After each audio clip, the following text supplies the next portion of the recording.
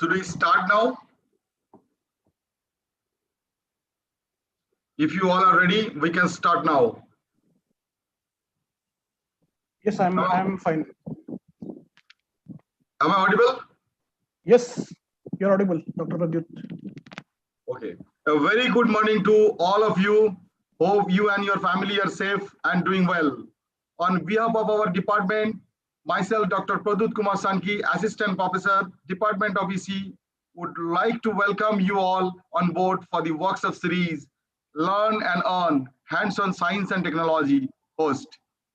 Today, we will start our workshop series on technical writing with LaTeX. I am privileged to introduce our first speaker for this session, who is none other than Dr. Ram Kulesh Thakur, Assistant Professor, Department of English of our university.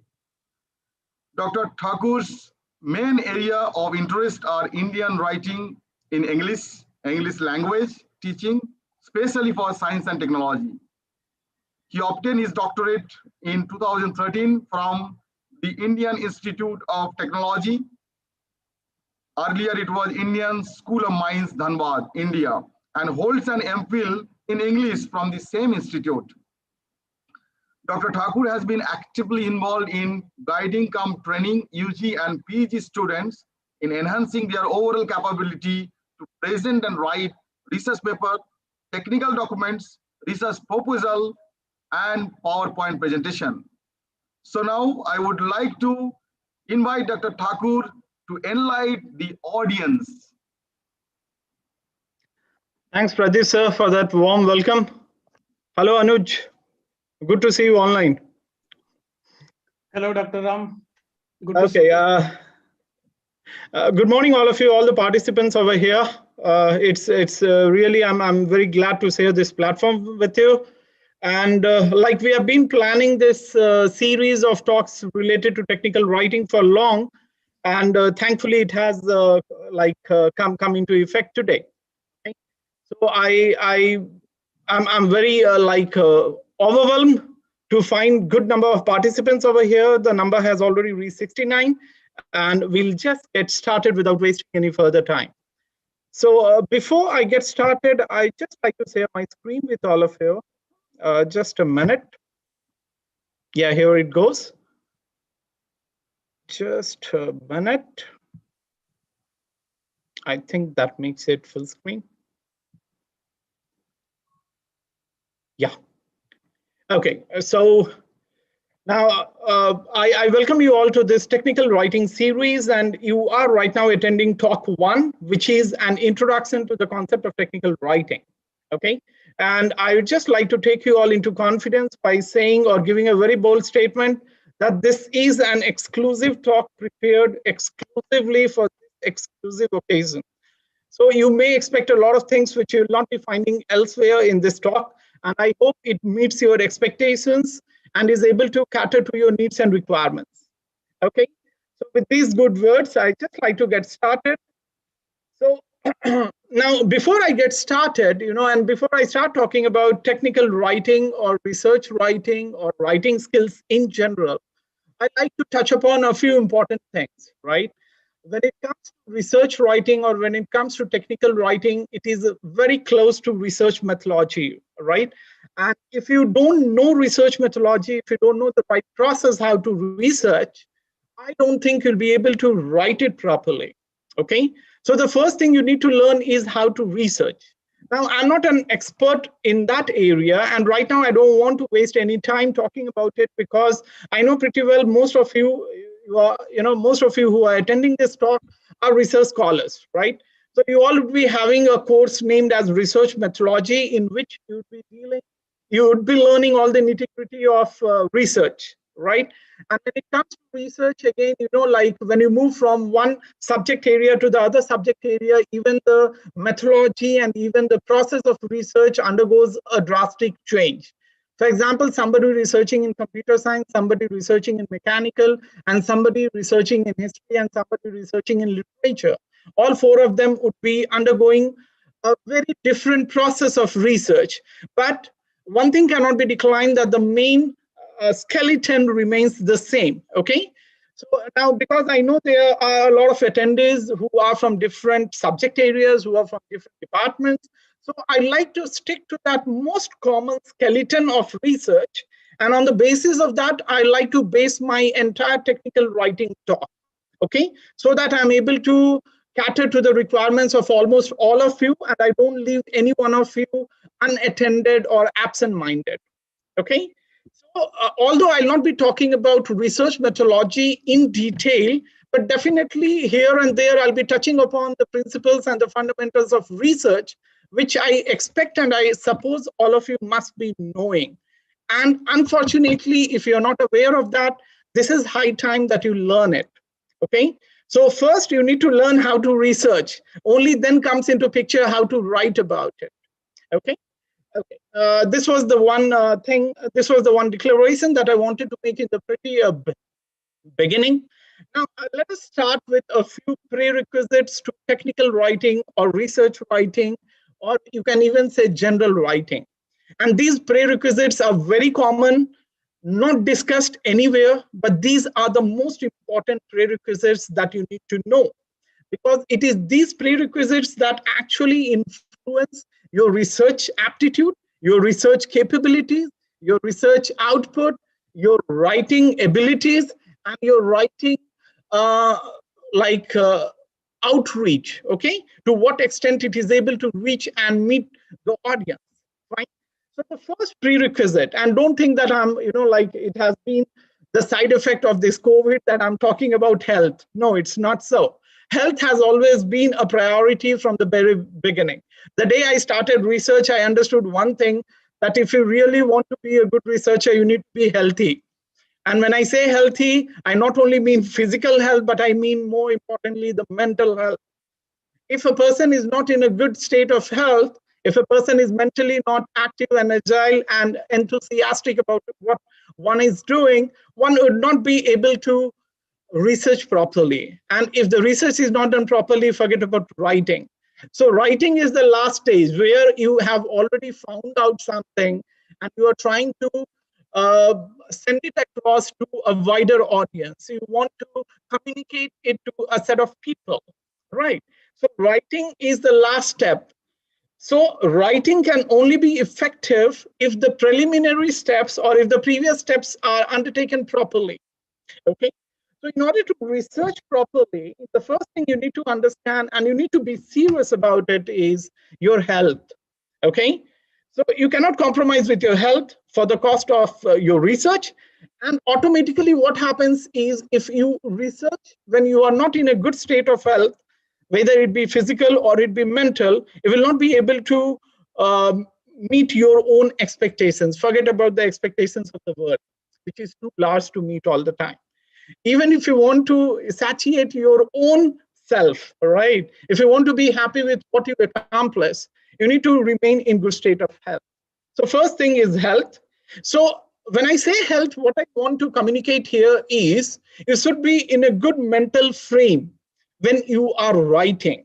Okay, as I have already said that I'll not be talking about research much. I'll try to limit myself only to writing skills, but still, like research will always, run parallel to it. Okay, so now coming back to the track that is about technical writing. If you want to write effective, right, whether it be technical writing or it be general writing or it be poetry or it be short story, whatever, the first thing you need to achieve is good mental frame. Okay, and I hope you all understand, you all are adult enough to understand what is a good mental frame. Okay, if there are 4 things disturbing you at the back of your mind and you sit down to write a research paper, I can guarantee you that research paper will never be accepted in any good journal. Okay, so when you are working on your research paper, when you're writing something, you need to give your 100% to that particular text itself. Only then you will be able to achieve, you will be able to reach the target, reach the expectation, reach the minimum standards. Okay, so the first important thing is the right mental frame. And this is, unfortunately, this is one thing which is not discussed as a part of research methodology. I don't know. When I was doing my PhD, this was not discussed as a part of my research methodology. But I expect and I see that this should be the first thing that each one of us should be talking about. Your mental frame, your mental, like a peace of mind when you're working. Okay, so the first thing, before you think of researching or before you think of writing anything, you just need to calm your nerves. You need to sit with yourself for a few minutes and think that, yes, right now I can. This is the right time to write. And only then you need to start writing. Otherwise, you'll go on editing and re-editing and re-editing and redrafting. And even after that, if your article is sent to a reviewer, it comes back with very poor response. Okay, so if you don't want to see that, you make sure that you yourself are happy with what you're doing. Okay, and that requires the right mental balance. Okay, now this is the first thing. The second thing is time, crossing over the boundaries. Now, in order to write effectively, you need to understand that writing is not a mechanical process. Okay, writing is something where your soul is involved, where your personality is involved, where a lot of other dynamics work, a lot of other parameters are work simultaneously, right? So you cannot limit it to a time. For example, if I come to my office at 9 and I have a class at 11, and I think that from 9:30 to 10:45, I'm going to write or I'm going to work on my research paper, and at 11, I'll go and deliver a class, I might be wrong. It might not work actually, okay? Because somewhere I'm occupied that I have an engagement at 11. I need to engage a class at 11.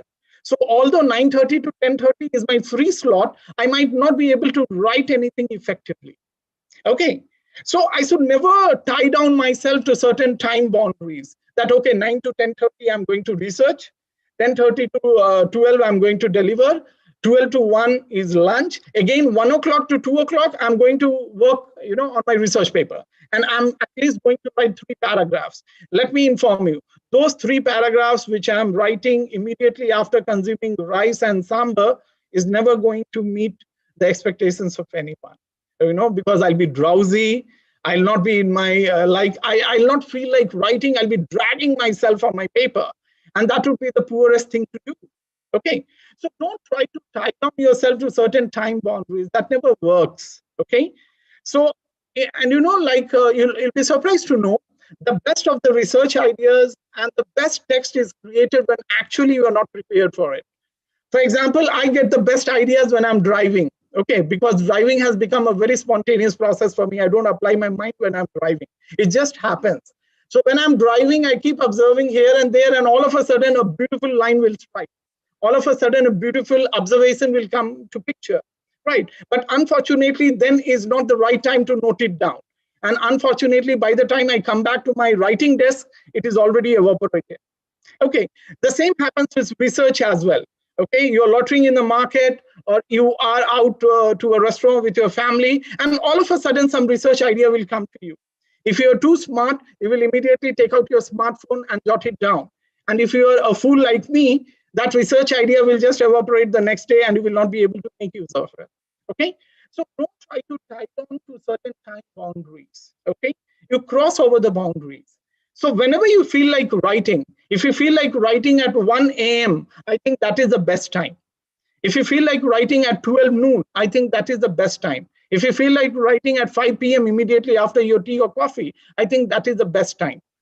So even your guide is on your head that no, today we have to do one thing. Okay, in order to make him happy, you are sitting with your notepad and your laptop and everything. But the stuff you're writing, I think that might not appeal to your guide. So please, like be open to your guide, be open to your colleague. You talk to him that I don't feel like working today. I don't feel like writing today. Just give me a day off. I'll write tomorrow, or I'll write late night. That is okay. Okay. The third thing, motivation. Now, when I say motivation, look, I don't want you to listen to motivational speakers because they try to make you a superhuman. And we need to understand all of us are not superhuman beings, right? All of us cannot be Shaktiman and Superman.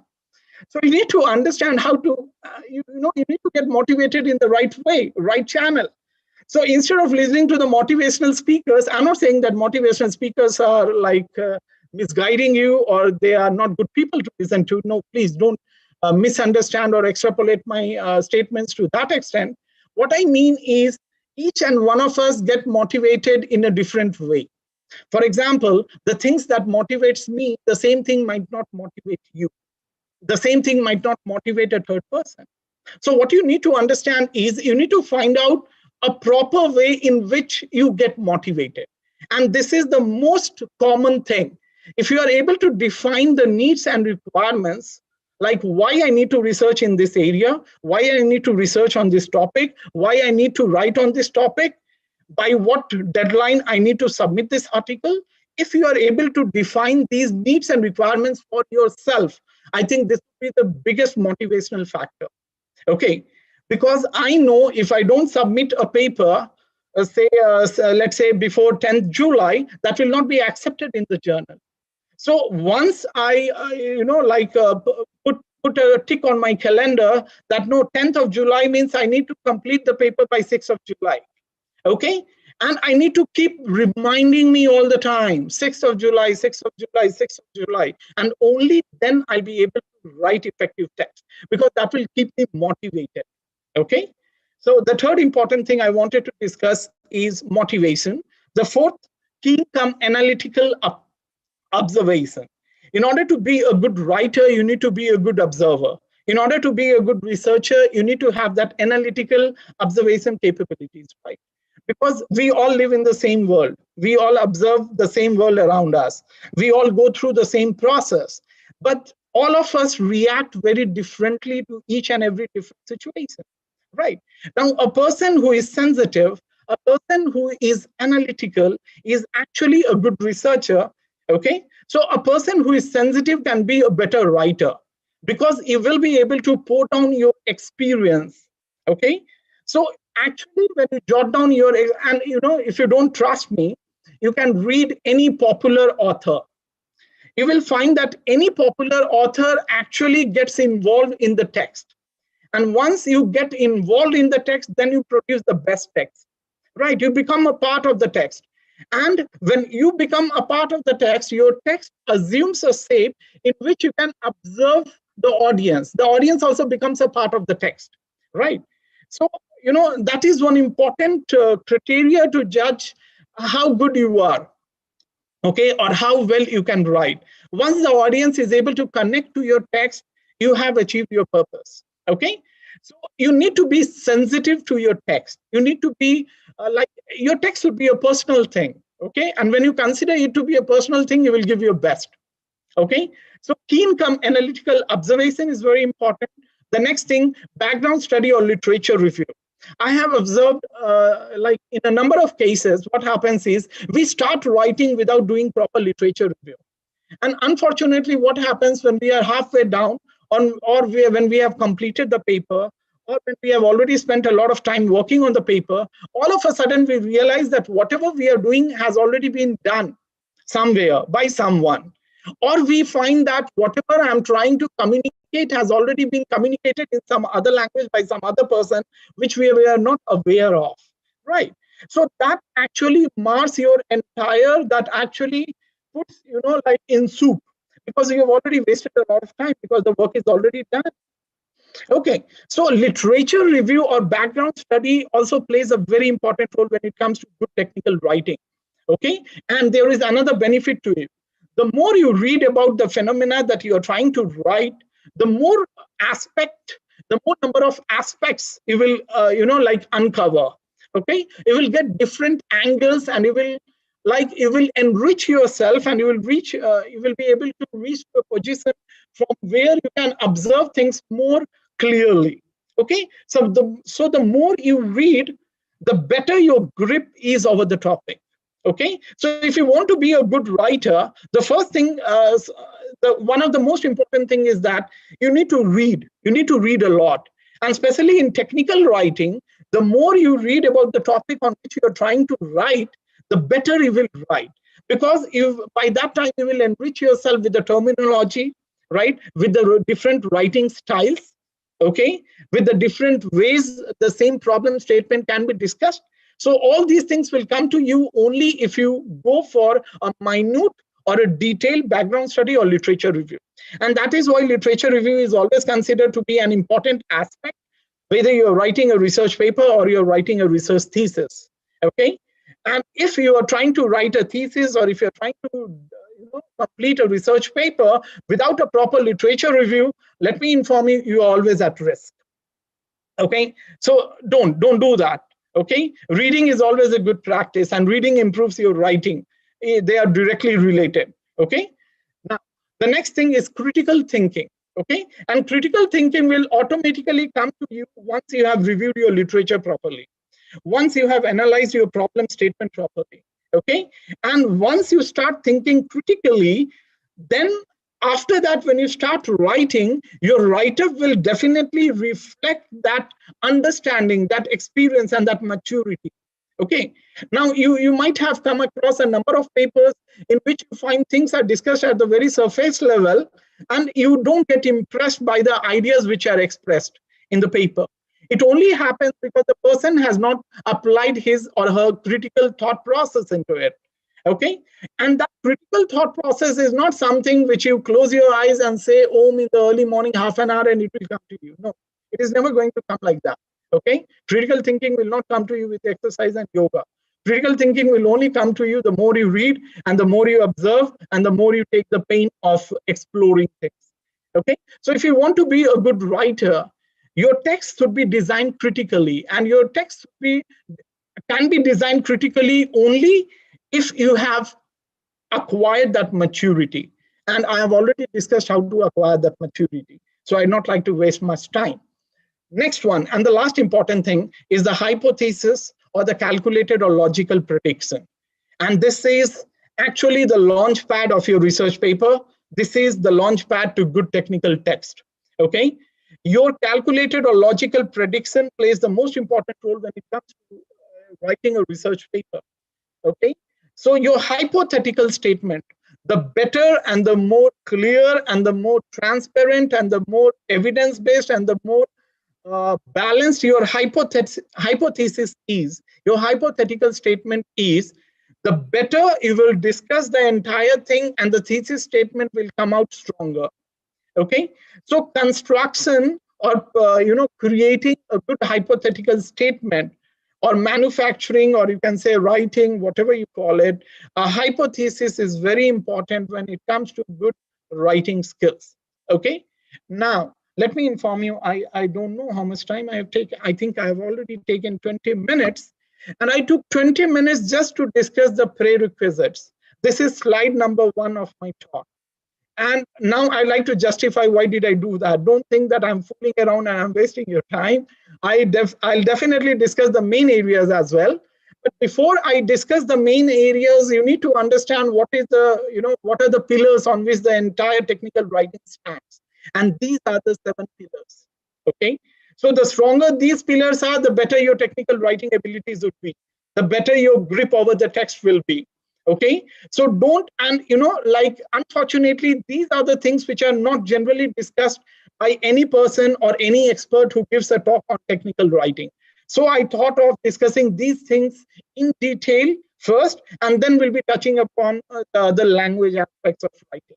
Okay, so I just like to repeat: health, time, motivation, keen come analytical observation, literature review, critical thinking, and hypothesis. Once you control these 7 factors, I guarantee you, even if your language is not strong enough, you will write a very good text. Okay, so language is just one important but small factor. Language is not the all important thing. Okay, fine. Next slide. So decoding technical writing. Now straight away I'll jump to technical writing. Otherwise, Dr. Pradjit to say that you just gave a good talk and nothing else, nobody could get anything out of it. Okay, so coming, now jumping to the main topic, that the whole series is based on technical writing. So decoding technical writing, I want you to understand what technical writing is all about. So whenever you define, okay, I think the slide has a lot of information. I'll just cut it short, okay? Whenever you define, you describe, or you explain, it automatically becomes technical writing.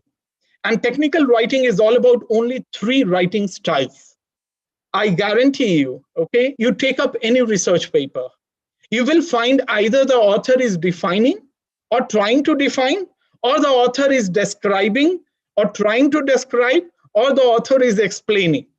Okay, and look, when I say explaining, I'm not saying trying to explain, because there is no trying to explain. Explain means that is a direct relationship between the reason and the result. So there is no trying to factor coming in play.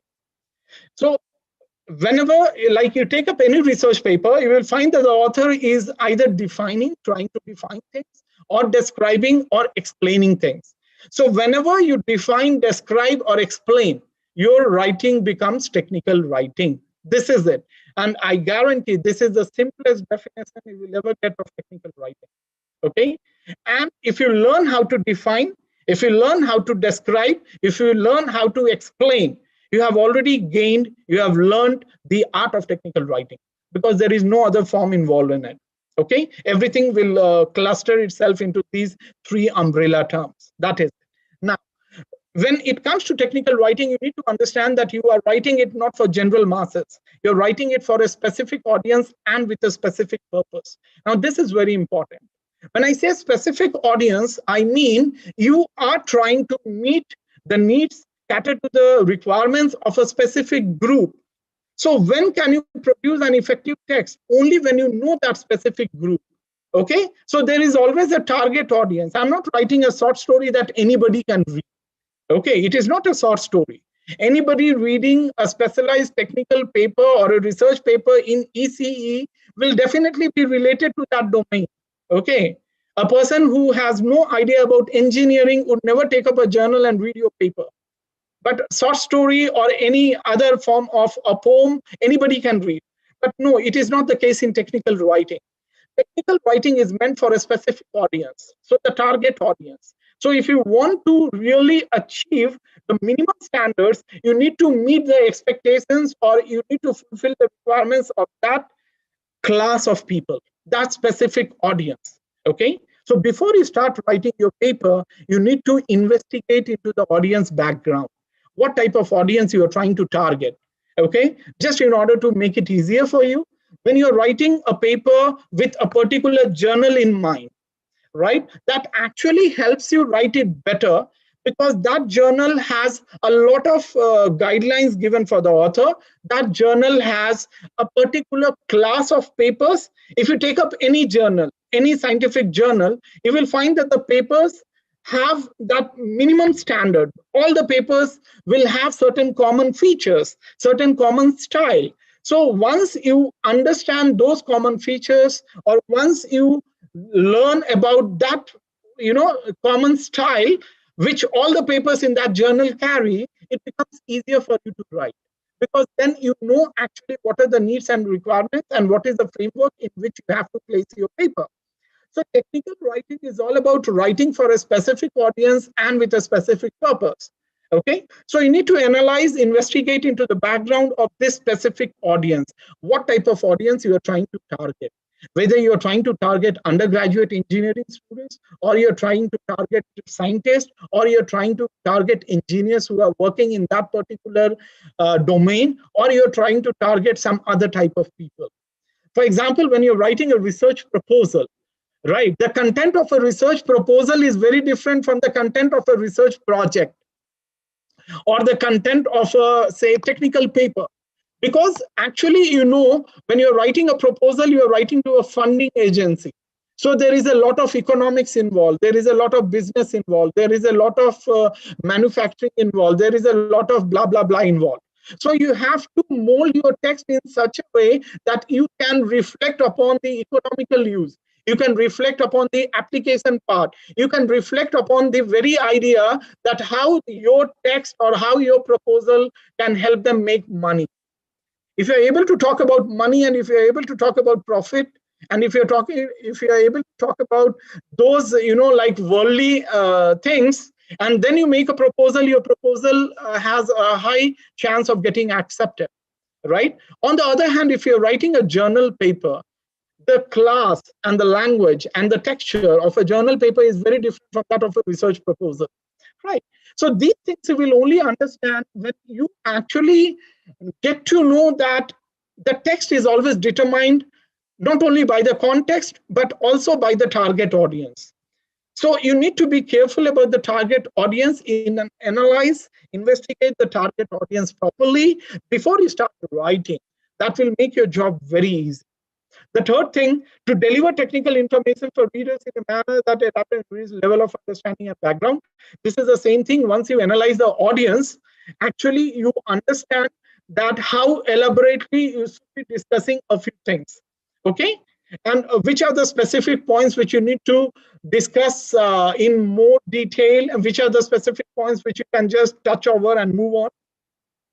These all things are only possible if you really understand your audience pretty well, okay? And then you need to know about the purpose. Why are you writing? Until and unless you are able to answer this question, your text is never going to be effective. Whether you're writing, your purpose is just limited to inform, or you want to instruct, or you want to propose, or you want to recommend, or you want to persuade, or you want to get into an argument, whatever, right? So once you know what is the purpose for which or with which you are writing a text, that actually keeps you on the track all the time, right? So if my purpose is only to inform, I will just put the information without giving any logical deduction or logical construction. I will just give it the facts, that is it. But if my purpose is to recommend a certain thing, then in that case, I'll have to be argumentative. I ask you to do this because if you do this, this will happen, this will happen, this will happen. Until and unless I give it that argument in a logical manner, I will not be able to persuade you to act on it, right? So you need to know your purpose. So technical writing is proper, or technical writing is effective only when you know your audience pretty well. You know the target audience, and you know what are the needs and requirements, and you know what is the purpose that backs up your writing. Fine. So this is it. And technical writing can really be considered transactional. We have already discussed this. Most technical communications are based on a problem statement. Yes. Now this is very important. In technical writing, no technical writing is possible without a problem statement, right? So you need to understand what important role the problem statement plays in your write-up. Actually, problem statement is actually the base on which the entire technical writing is going to be based. Okay, so before you start writing, you yourself must have a clear, complete understanding of the problem statement. If you have a clear, complete understanding of your problem statement, in that case, you will be able to describe it properly in the given text. Okay, so until unless you're confident about the problem statement, about all the aspects of the problem statement, don't start writing. Don't be in a hurry to write. Actually, look, what happens, let me give you the psychology that works when we are writing. All of us, we all are human beings, right? And we get fascinated or we get attached to whatever we spend time with, right?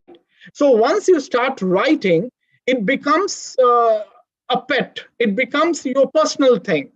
And once you like the more you write, or when you are writing, when you're working on it, you spend a lot of time with it, and that time actually makes you possessive about that article or possessive about the document. Okay, so after a few days, even if the document is not well structured or well planned or not well presented, by that time you have already attached yourself with the document and you're not ready to let it go. So even if your guide says that, no, this paper is not going in the right direction, I'm not happy with the text, you don't find anything wrong with the text because you have become blind to it, because it is your pet now. You have fallen in love with your writer, right? So what I want you to understand is it is better not to fall in love than falling in love with the wrong person. Okay, so if you are creating a bad text, don't fall in love with that. And the best way of avoiding it, don't produce a bad text.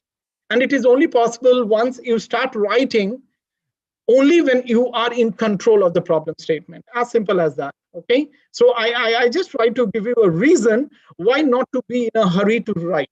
Because if you are in a hurry to write, you create a bad text, and unfortunately you fall in love with your bad text, and then you will go on editing and re-editing and redrafting, but you will never let the text go into the dustbin. Okay, and that will never allow you to write a completely new and better text. Okay, so don't be in a hurry to write until and unless you have achieved these particular points which we have discussed on this slide. Don't start writing. Take your time. Okay, there is nothing wrong if you take a day or two extra.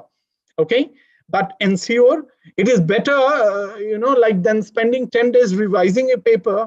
Instead, like it is better to write or submit a paper a few days later than spending 10 days revising a paper. Fine. So quickly we'll move on next. Now, how to go about it. Now, from here starts the main technical stuff. Okay, so the main core of the talk that technical writing is all about. Now, before I start, I have already introduced you to the concept of technical writing. Okay, now, in order to master technical writing, you need to know what is the process of writing. And unfortunately, most of us, although we know the process of writing, we hardly care to abide by it. Okay, so this is the scientific process of writing. I have just tried to cut it short and give you a layout diagram or a tree diagram or a flowchart in which you can easily understand the entire process of writing. And this is there in one slide. So writing has three parts, or writing has, the process of writing has three steps. Step one is pre-writing, step two is writing, and step three is post-writing. You cannot be a good writer until and unless you design, you structure your write-up according to this process of writing. Now, what is pre-writing? Pre-writing is the entire planning and preparation part. Okay, so what are the things that comes in planning? You have to think, you have to search, you have to be selective, you have to sketch, organize, all these things. And when I say prepare, you have to prepare a draft or an outline. This is very important. Okay, before you start writing, you must know, just a minute.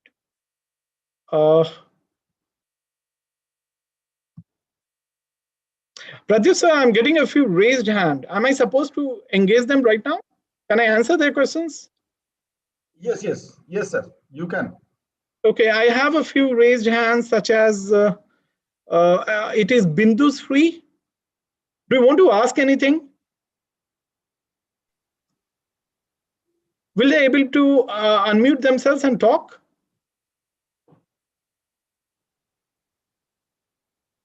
I don't get anything. Bindu, if you're not able to talk, yeah, Bindu. I don't think they're allowed to talk, sir, because that is a Zoom setting. We can do that. Wait. I already have given permission. Oh, okay, fine. Okay. Maybe you can ask directly now. I think there is some question and answer. Yeah, we can talk. Dilwa says we can talk. I don't know. Bindu, do you like to unmute yourself and ask your question? Do you have a question? Or that raised hand is by mistake? I don't know. Yeah, participants, please put your questions in the question and answer box so we can answer that. Otherwise, once I'm done with the talk, I'll leave 10 minutes for interaction. In that 10 minutes, I promise that I'll be able to engage all your doubts. I think that that is okay. Right, Pradesh sir, should I continue or should I engage the audience right now? Continue, sir. Continue, sir. We will Okay. Okay, Bindu, if you have a question, and all of the participants, all of the attendees, if you have any question, put it in the question answer or the chat box. Otherwise, in the last 10 minutes, I promise that I'll be engaging each one of you. Okay, whatever doubts you have. So please have patience. Just jot down your questions because ideas are very volatile. They'll go away. Okay, fine. So the process of writing, you need to know the process of writing. I have already talked about pre-writing. Pre-writing is the first step to good writing. And in pre-writing, you need to plan and prepare. What do you have to prepare? You have to prepare an outline. Outline is like a flow chart, okay, like a tree diagram, where you put the entire thing, entire model in one go. An outline should be such which will give you a complete idea of what you're trying to propose or what you're trying to write. So when I say plan, you have to do the entire literature review, you have to read, you have to analyze, you have to observe, do all things, okay? And then you have to cut short, okay, fine. So this is the research gap. This is what I'm supposed to discuss. These are the different aspects that I'm going to talk, and this is going to be my structure. I mean the skeleton of my paper. So you draw a tree diagram, introduction. Introduction, I'm going to have 3 paragraphs, 1, 2, 3. These 3 paragraphs are this, this, and this. After that, I'm going to the body. The body is going to have 5 paragraphs. In these 5 paragraphs, in one paragraph, I'm going to talk about the latest findings. That is the background. In the other paragraph, I'm going to talk about the methodology. In the other paragraph, I'm going to talk about the findings. In other paragraph, I'm going to justify my findings. And then comes the conclusion. In the conclusion, I'm going to talk about this, I'm going to talk about this, and then finally, I'm going to recommend this. Okay? So what happens is, once you have a look at this diagram, you get a complete understanding of in which direction your text should be going. Okay? Now, this is a bigger problem. What happens is, when we start writing without a proper flow chart, without a proper tree diagram, without a proper outline, we very often get deviated from the main area of discussion. Okay, so if you don't want to get deviated, if you don't want your text to be loose in structure, if you want your text to be tight and compact in structure, you need to have that outline. And most of the writers who fail to achieve that coherence in their write-up, it is only because they might not have prepared a good outline. So preparing a good outline is just like having a skeleton. If you cannot have a skeleton, if you don't have a skeleton, you cannot think of a human body or any other body, right? So the skeleton is the most important thing that gives you a proper structure. So once you have the skeleton ready, you can easily put to places the proper things. Okay, these are the 2 holes. I need to put the eyes here. So in the eye sockets, I need to put eyes only. In the eye socket, you cannot put your nose or you cannot put your ears. That will not fit in, right? So what happens is, once you have that skeleton ready, you can easily determine whether you are on the right track or you have got deviated from the main area of discussion. Okay, so pre-writing is very important, and I say pre-writing is the most important. Okay, because until and unless pre-writing is properly done, writing is never effective. Writing can never be possible. And if your pre-writing phase is not done, your writing becomes a scribbling. I hope you understand the difference between scribbling and writing. Scribbling is something which you start at any point and end at any point without any proper plan. Okay, so don't like confuse writing with scribbling. No, writing is a planned process. Okay, you need to know where to start, where to end, how long it should be, how many ideas should fit in there. Okay, and these all things are only possible if you engage yourself in the pre-writing phase properly. So pre-writing is all about planning and preparing. Then comes the writing phase. This is the step 2 of the process of writing. In the writing phase, you need to think about these things. You need to determine these things. Number 1, the thesis statement or the title statement, the topic. Now here there might be a confusion because there are 2 schools of thoughts, right? So the one school of thought suggests that first you complete your paper and then we will decide the topic. And there is another school of thought to which I belong. I strongly believe that no, first I need to determine the topic statement and then I need to write the paper.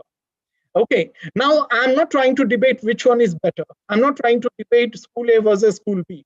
Okay, in some of the journals, I have even found some of my research, I have found some of my research colleagues and some of my professors, they actually write a paper and then looking at the texture of the paper, they put a topic statement. And they are very acknowledged and they are very respected figures. On the other hand, I'm never comfortable doing that. What I find is, how can I think of a body without a head? Okay, I cannot design a body first and then put the head whatever I want. Okay, so on a human body, if I put the head of a zebra or the head of a horse, that is not going to match. That is what I feel. But different people have different opinion. Now, let me put it short. What I want you to do is, it depends on your style, whether you want to decide the topic statement first or you want to decide the topic statement last. That is the title last.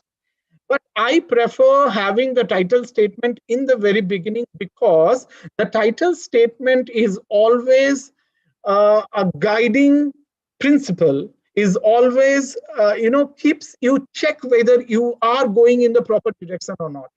And if you decide the title statement first, you will never get deviated from the central idea and the controlling idea. Let me inform you, there are two ideas. Okay, one is the main idea and the other is the controlling idea. And there is always a central idea, which is the theme of the entire writer. So if you don't want to get deviated from the central idea at any point of time, in that case, I suggest you decide the title statement in the very beginning. Okay, now, so this is the first thing that you need to write, the title statement, the topic sentence. The next is the paragraphs and the topic sentences. So before you start writing, from your outline, you actually know how many paragraphs are going to be there in your write-up. So once I have decided that my paper is going to have 13 paragraphs, it must end in 13 paragraphs. I cannot write 15 paragraphs. And if I'm writing 15 paragraphs, let me inform you, it is those 2 paragraphs that will make my entire structure go loose. So once I have decided on an outline, I have to blindly follow it. There is no deviation from it. Okay, fine. Otherwise, you'll never be able to complete your paper. Let me inform you, even this is a problem. Some of us think that I'll be able to complete a paper in 2 weeks, but we go on working on it for 1.5 months and still we are not happy with it. It is only, and it actually happens only because we are not sticking to a proper outline. And we have not demarcated that, yes, this is the constraint of the paper. This is the limitation of the paper. Let me inform you, no research writing or no research paper is complete. It can never be complete. Actually, you just engage one unit or one gap and somebody has to take over, right? So don't try to make a very comprehensive study. A comprehensive study is never possible in one research paper. This is what I find. I don't know. There may be a few debates over it. I don't want to engage in a debate. But what I want to understand is before you start writing, you need to know your limitations. Okay, that this is the specific area, this is the specific unit that I'm going to talk about. That is it. And you have to stick to it. Okay, so you have to think of good paragraphs, topics, sentences, and decide upon the paragraph length. Okay, and then the fourth important thing in writing is non-linear text. This is very important. In a technical paper, it cannot be only black and white. If a technical paper is only black and white text, let me inform you, it is very hard for any reader to really stick to the paper, right? So you need to have non-linear text.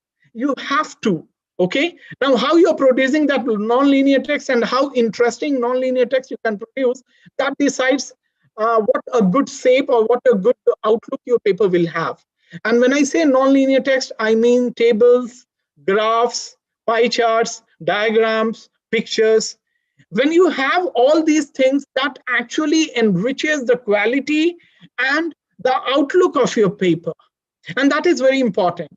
And look, even if you're researching in an area where only statistics is involved or no statistics involved, there is always a possibility of having a few colorful images or a few tables or a few charts. And more information can be conveyed with the help of a table than with the help of 2 or 3 long paragraphs. For example, if I just have a 2-dimensional figure, x-axis and y-axis, and there is a graph like this, that graph communicates more information than a paragraph of, say, 60 or 80 or 100 words, right?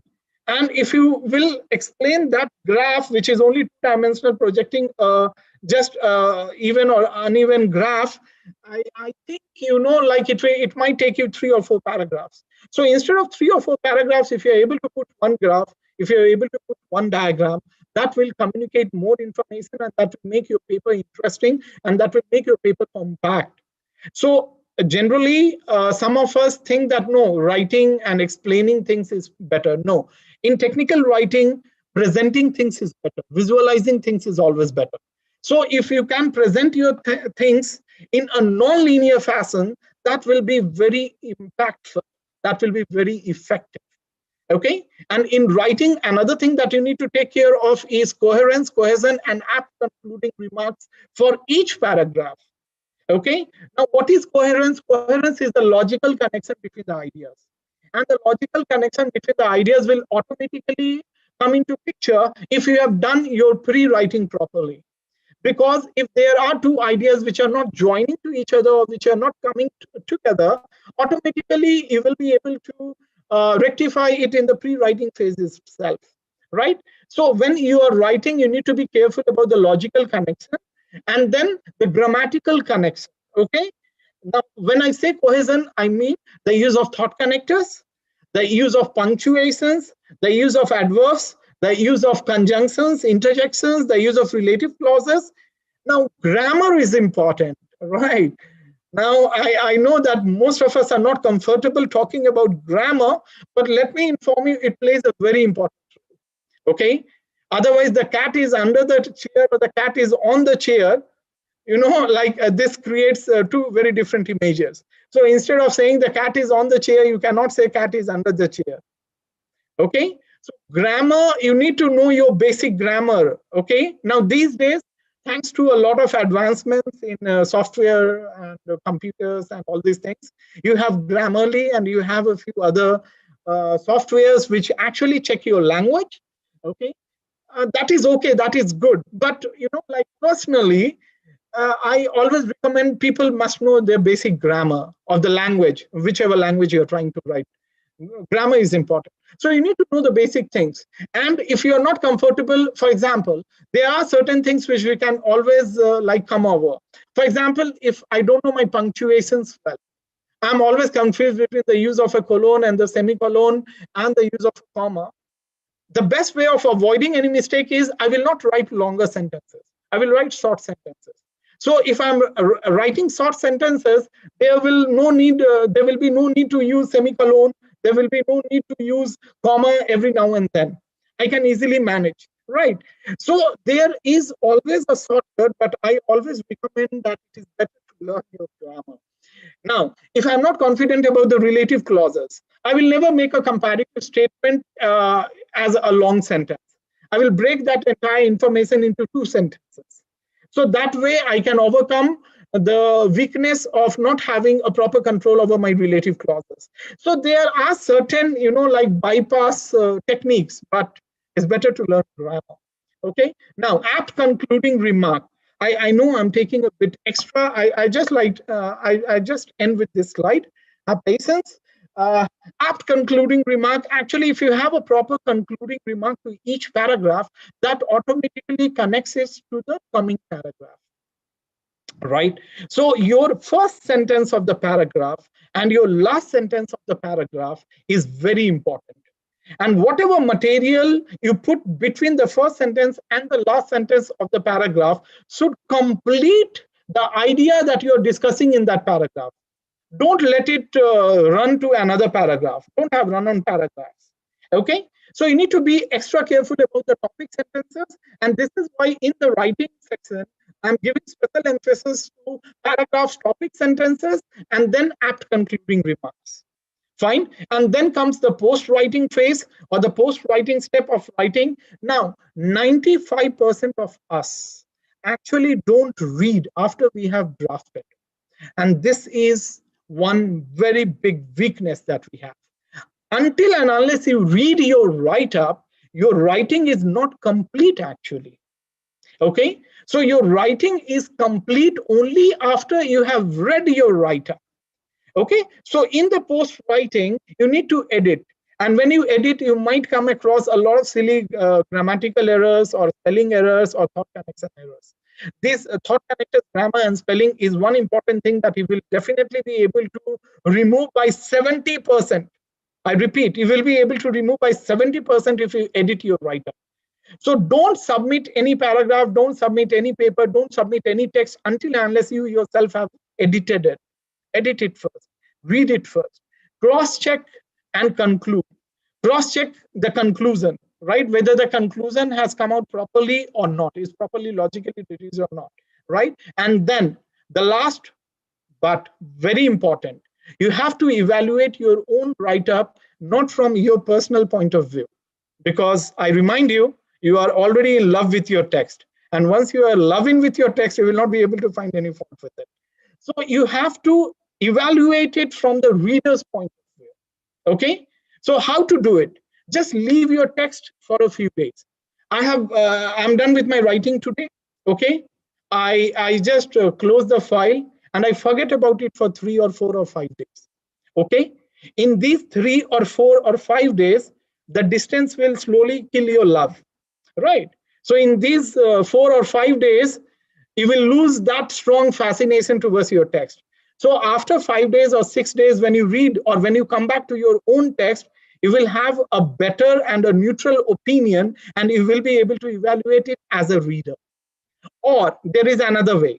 Okay, if you have a very strong fascination towards your text, what you can do is you give that text to a colleague, you give that text to some other person who will definitely have a neutral opinion and who will be a good reader.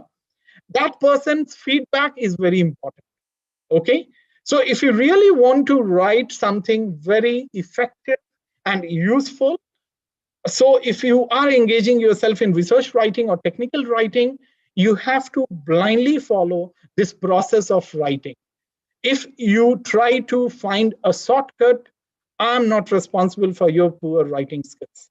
Okay, so if you want to write good, you have to follow this process of writing, and this is it. There is no shortcut to it.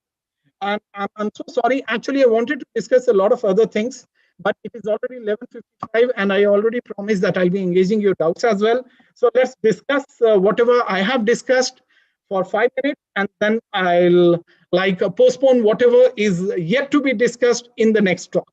Okay, so thank you. I'm done. Thanks for your patient listening. So whatever doubts you have, please feel free to put it across. Thank you. Pradyut sir, you can take over.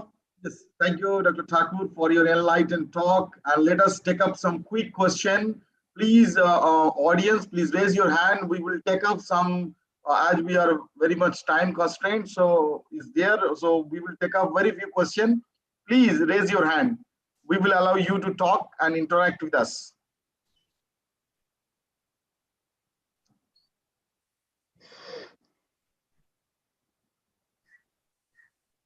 Okay, Kartikeya Javier, please, you are allowed to talk. Yeah, namaste, sir. My name is Kartikeya. I'm from management. I'm a research scholar. Sir, I have one question, sir, regarding that in the writing part, after the pre-writing, you're talking about writing part. In that, kindly explain once again about the unity. You're talking about coherence, cohesion, and apt concluding remarks. Kindly rephrase it, sir, please, kindly.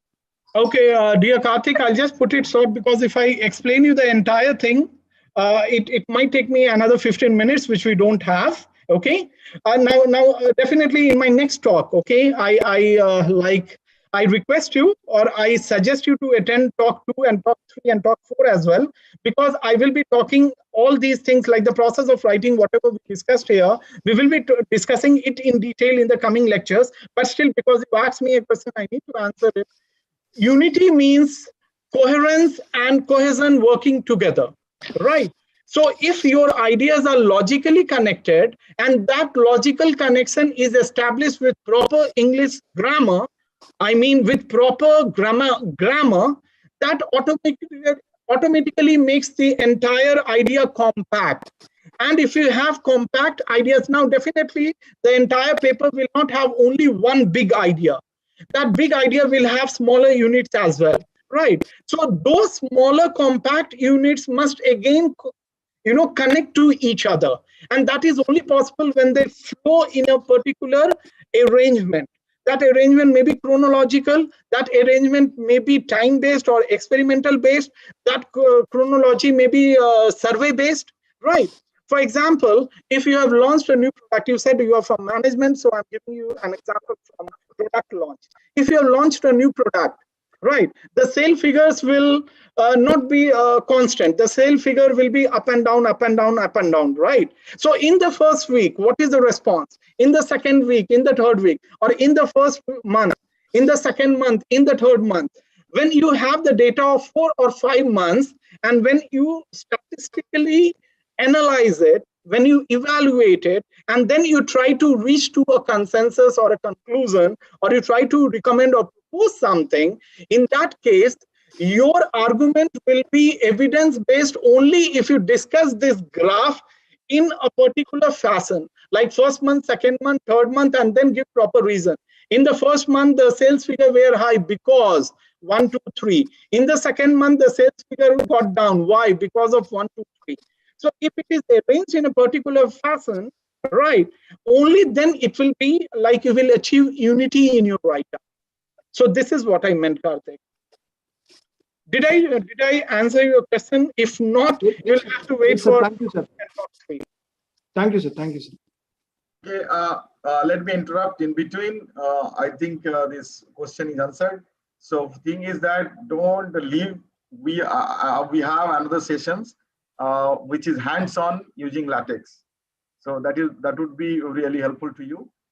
And again, if you have question, please raise your hand. We will take up another one question. Tanmay sir, as I know you personally, so therefore I am asking you, please, where are you? You supposed to ask some question.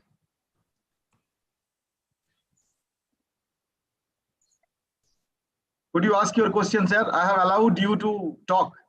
Yeah. Yes. Thank you. I think I'm audible, right? Yes. Yeah. Thank you, Dr. Ram. Actually, you have said so many things which are really important, and the mental strength and all those things are really the crucial point for any researcher.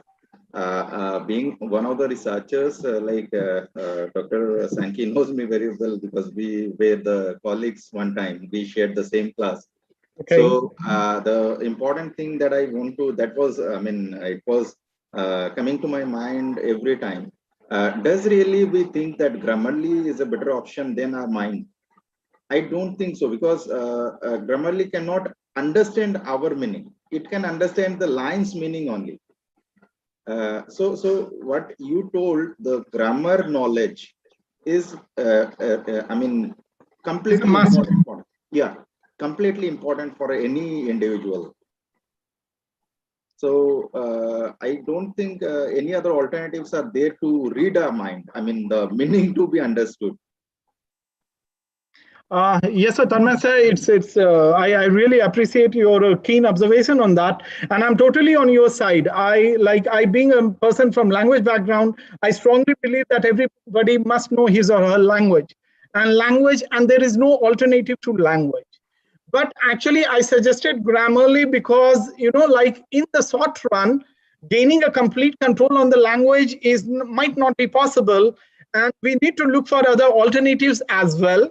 And thanks to technology, although Grammarly cannot be as reliable as human brain, but it is comparatively reliable in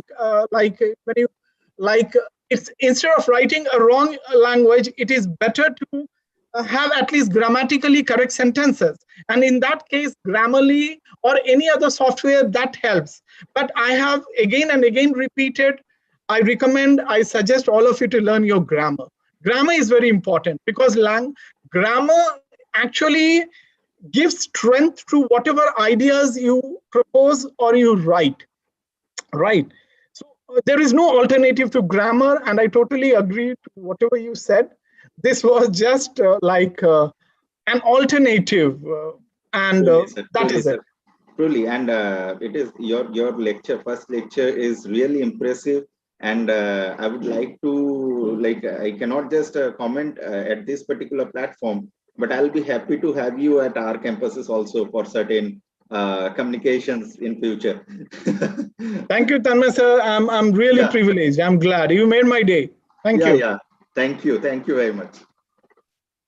Okay, so thank you, Dr. Thakur, for your question and answer. Now let us take it forward. I would like to request Dr. Anuj Deshpande, Assistant Professor, Department of Electronics and Communication Engineering, to take charge. He will be leading these hands-on on latex. As we have started our series on latex, so we will first introduce that what is the need of latex and how we can able to automate our text while writing research paper, technical documents, PowerPoint presentation. So that everything would be integrated, but not at the beginning. So it would be one by one, it would be explained, as Anuj has been working with latex last 10 years and he is expertise on that field. I would like to request Dr. Anuj to start with his hands-on on latex. Thank you very much. Thank you, Dr. Pradyut. Am I audible clearly? Yeah, Dr. Pradyut, can you please confirm? Yes, you are audible. Yeah, okay. Okay, so thank you, Dr. Pradyut, and thank you, Dr. Thakur, to set up a podium, and we can take it from there. So Dr. Thakur mentioned one very nice statement that first you have to do research and then you have to learn, then you have to write about it, right? So doing research is important thing, and then you have to write about it. So up to this point, I think Dr. Thakur has very nicely explained. I will take this up to tell you how to write it with a software which is called as LaTeX. So we'll see what is LaTeX and how to, that is an editing tool basically. So we'll see how to write a particular paper using that editing tool. What to write, you already know from the previous workshop, right? So let me share my full screen because I will be switching between windows frequently. I have, I have different PPTs. Okay, so let us begin. Technical writing with LaTeX.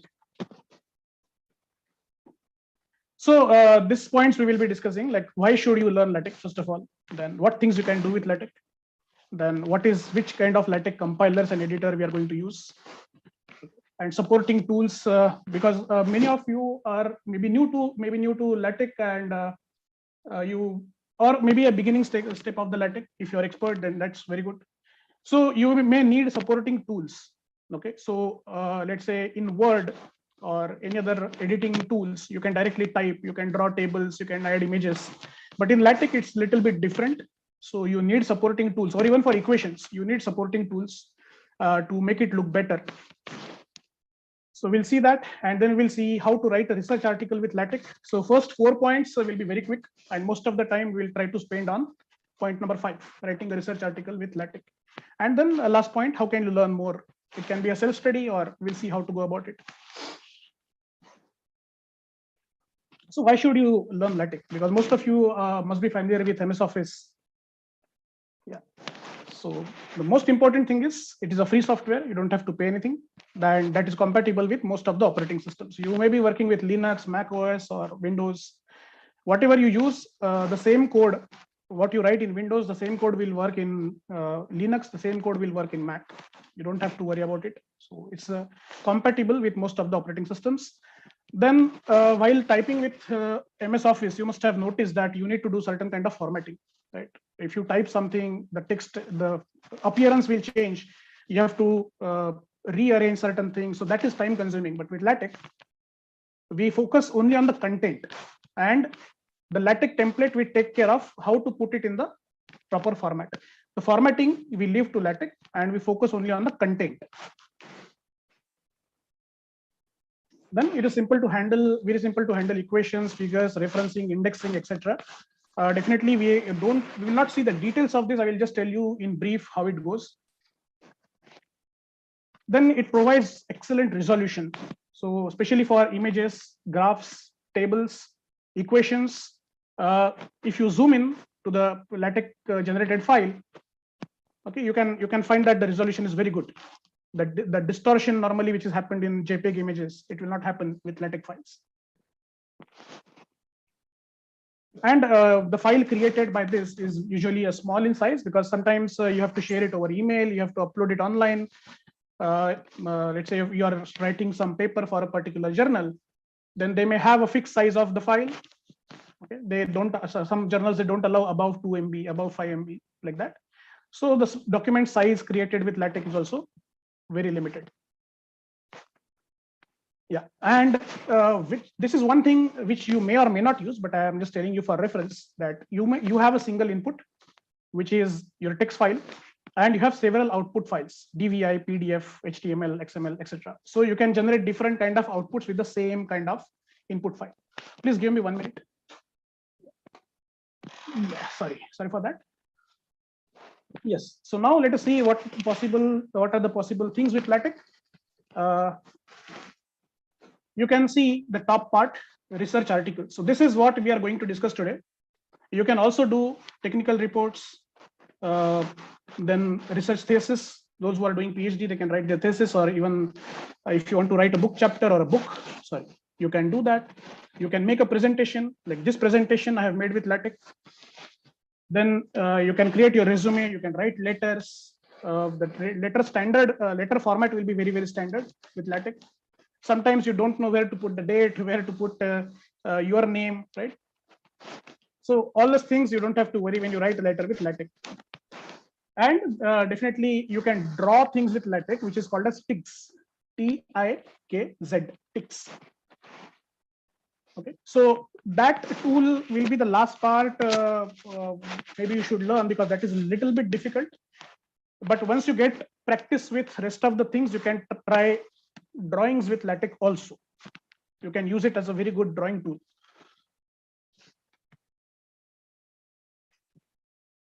These are some of the compilers and editors which are available for LaTeX. So in compiler, mostly there are many, but these two are free.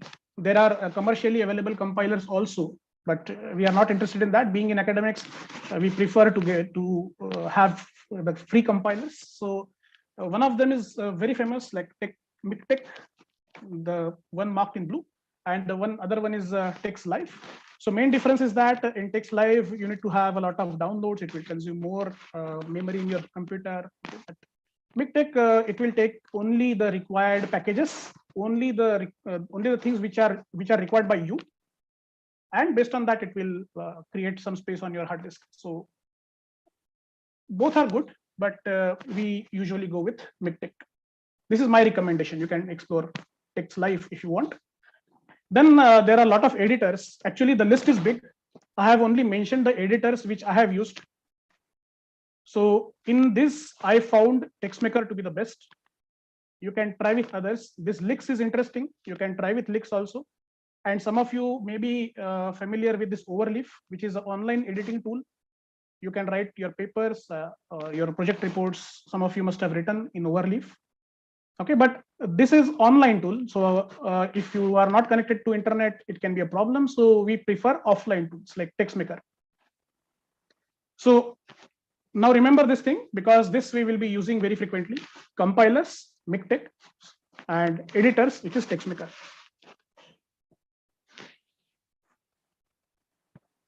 Supporting tools, I will show all these tools one by one once the time comes. So we have reference managers. Typically, people go with either Jabref or Mendeley. I like Jabref. Many people like Mendeley also. So it's completely your choice. Whatever you want, you can use. So why you require reference manager? Because if you are writing a thesis or maybe a paper, you normally go through a lot of papers. Okay, if you read, let's say 100 papers, and it will be very difficult to keep track of which paper you have read, where you have read, what you have understood from that paper. then where to use that paper, what are the limitations of that paper. There are many aspects of a particular paper. So after some time, you may lose track of it. Yeah, once you get piled up with a lot of papers, then you will face issue with, okay, how to find it. Then you can go with one of these reference managers and you can add your papers there. I will show you this sample, how it looks like. And this you have to explore by yourself. Then there can be drawing tools. As I said, in LaTeX, you can go with TIX, editing tool. But you can also have something called Inkscape. I will show you what that is, Inkscape, which is a free tool. And you can also draw your images there, but we prefer images usually in EPS format or PDF format. We don't recommend JPEG, PNG, BMP, all that image formats, specifically because of the resolution. So EPS and PDF, they have excellent resolution. So you can have any kind of drawing tools, that is your wish, but ultimately you should get images in the EPS or PDF format. Then we have equations and tables. Writing equations in LaTeX is a little bit tricky. Writing tables is even more tricky. So there are online editors which you can use. Just like you make equation in Word, you can make equation in those online editors. You can just convert them back to LaTeX format, and you can copy paste that LaTeX code. Okay. Same with tables. I will demonstrate the tables, but I will recommend that once you use it for a long time, get a good practice of it and start writing it by yourself instead of going to online editors. It will be faster. Oh, sorry. And last thing is PDF reader. So we also have inbuilt reader with our editor, which is TextMaker. So we can use that inbuilt reader to see the generated file, the output file which LaTeX generate, that will be in PDF format. We can use that inbuilt reader. We can use Adobe Reader, that usually, which is very common, and usually all of us use that. And there is one more which is called Sumatra PDF Reader. I prefer this for certain reasons. I will show you how. So these are certain supporting tools which are required along with our compilers and editors. Okay, and now we have to write a research article with LaTeX. So what to write, you know, but we'll just see how to write. So let me share another screen. First of all, I will share this after this workshop. I will share this file with all the participants. LaTeX installation guide. So some of you must be knowing this already. You must have LaTeX working on your systems. So these are the links from where you can get the latest downloads. So it is always recommended that you get the most updated one, because these are free tools and they keep updating very frequently. So if something doesn't work, you have to download and you have to install again, but it is very useful. So you can go with Mictech, you can go with TextMaker, you can go with Sumatra. Okay, so this, you know what is the purpose: PDF reader, reference manager, drawing tool. So you can get all these tools on these links and you can go for a download. I will share this PPT after this workshop. So you can see here Inkscape, right? This is our drawing tool, which I am suggesting. Please go through this. This is very self-explanatory, so I don't have to explain everything in this. But after this, you will see that the Mictech is ready to use after following certain steps, and after a few more steps, your TextMaker will be ready to use. So follow this PPT later whenever I share that. And now we have to see how to write a research paper. So first of all, you need to decide. Now you know you have done certain research, right? And you have decided how to make your paragraphs, like Dr. Thakur has suggested us. And now you want to put it under certain journal or certain conference. You have to submit that paper. So the first thing is you have to decide where you have to submit the paper. Okay, you need some experience with that. You need to search. Okay, so let's assume that you have you have done some research and you want to submit it to IEEE. So I hope you can see my screen. So in IEEE, if you Google, you will have IEEE Latex Template Selector. Similar templates will be there for different journals, maybe Springer, Elsevier, or anything else. You have Latex templates available. So just go to their websites and find this out. And now, especially for IEEE, it will ask you what you want to submit. You want to submit a transaction, you want to write a magazine article, or you want to go for a conference. Okay, let's say you want to write a transaction, then it will ask what kind of transaction you want. Okay, you can take any one. You can select any one of them. Let's say I select this. You have to decide where you want to select. Then what you want a brief article or original work or some concrete work, then you can go for that option. And at the end, it will ask you what kind of format you want. You want a LaTeX format or you want Word format. So you can say LaTeX format. And after that, you have to download this template.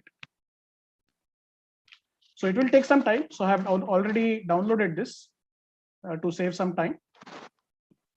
So if you download, now what we have a template. We have a template which will create a file in the desired format suggested by IEEE. Okay. So the format, the downloaded file, it looks like this. You will get something. Okay.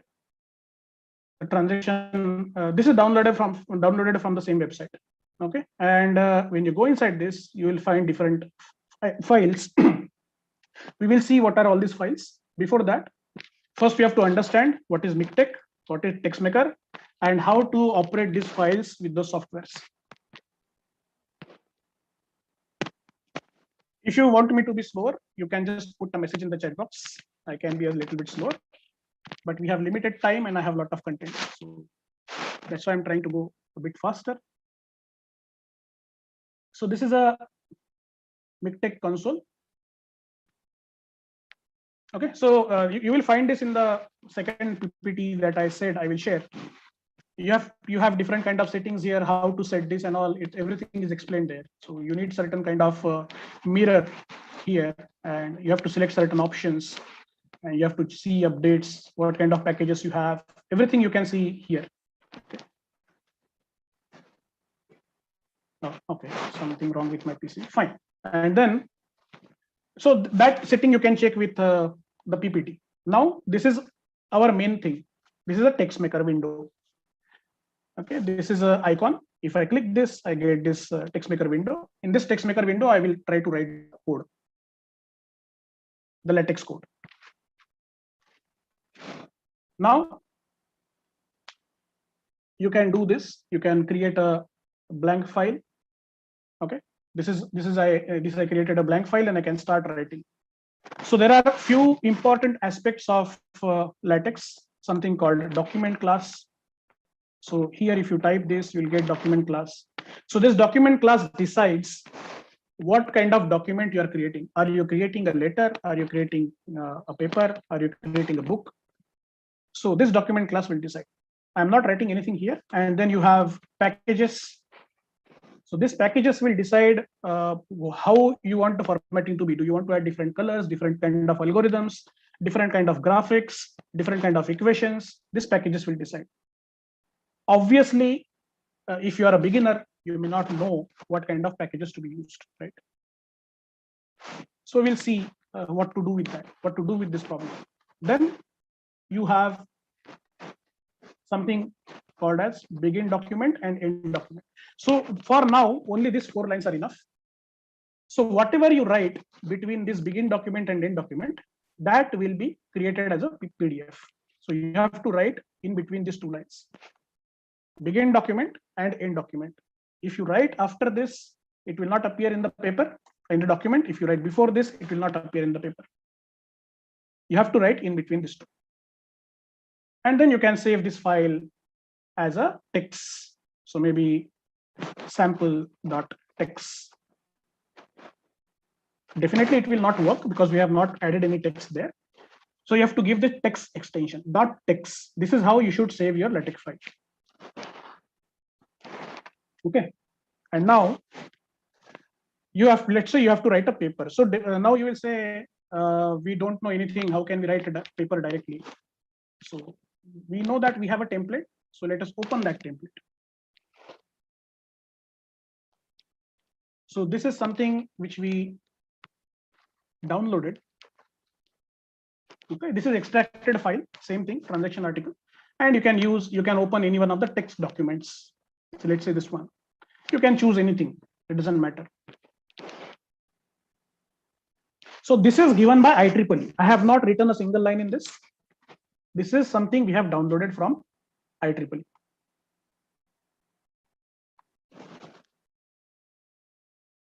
Now, please see what are the things here. You can see document class, as I said.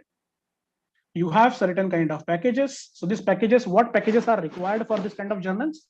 The standard packages they have given. If required, you can add your own packages after this, as per your experience. But minimum required packages they have already given here. So these are typical maths packages, AMS Maths, AMS Symbol, AMS Font. So you can use different kind of fonts for maths, different kind of symbols, different kind of formatting styles for mathematical equations.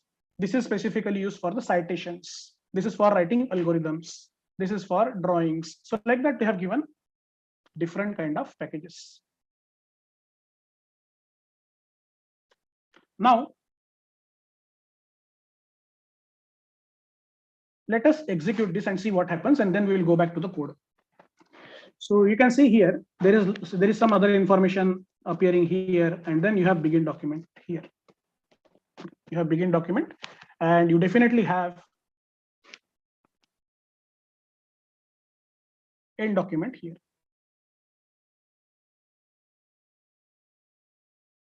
Okay, so whatever you write in between this, it will appear as a paper. Now, let us first understand how to configure this text maker before compiling this paper. So first, when you open this, now what we have done, we have installed text maker, we have downloaded template, we have opened the template. Now go to these options, go to this configure text maker. Here you will find a lot of different options. You can see that it is linked. Here you can see it is linked with MikTeX by default. It will do it automatically. You don't have to do it. And there is a choice for PDF viewer. Choice for PDF viewer. So you can use inbuilt viewer. Okay, inbuilt, or you can use embedded viewer, or you can go for external viewer, which is a Sumatra reader. You can also have Adobe here. I will show you what is the difference. Then you have this quick build option. For now, we are using this. We are using this choice. PDF LaTeX plus View PDF as a quick build option. So if you have noticed, we have a quick build option here. So we go to this quick build, we select this quick build here, and you go to options, configure, and quick build. So we have PDF LaTeX. So this PDF LaTeX, mostly it will take EPS images, and it will take PDF images. If you want to change the formatting of images, if you want to add JPEG, if you want to add PNG, you may have to select some other options.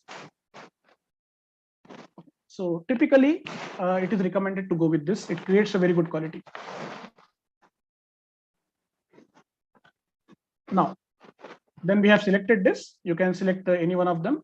This is recommended. Now, let us execute this. So now we know what to do. We just have to click here and see what happens. You can see here, process started. Okay. You can see here, the process started. Whatever LaTeX is doing, it is shown here at the bottom. You don't need to go to that unless it is a red color error. Blue is a warning, bad box or something, because it may be going out of box or something. If it is red, it will be an error. So that error you have to solve. That will come with practice. But for now, we have built this PDF, and we get something like this. So now you can see whatever text is written here, whatever text is written inside this LaTeX, it will appear in a very nice format. It is standard IEEE format for, this is for control system letters, by the way, which I downloaded. Different papers will show you in a different way. So in this, normally IEEE people, they give you some kind of information. So you have to read this information, what kind of, how to use equations, how to cite the equations, okay, how to cite the graphs. Here you can see what to do and what not to do. If you are working with LaTeX, what kind of commands you should use and what you should not use, everything is given in the template itself.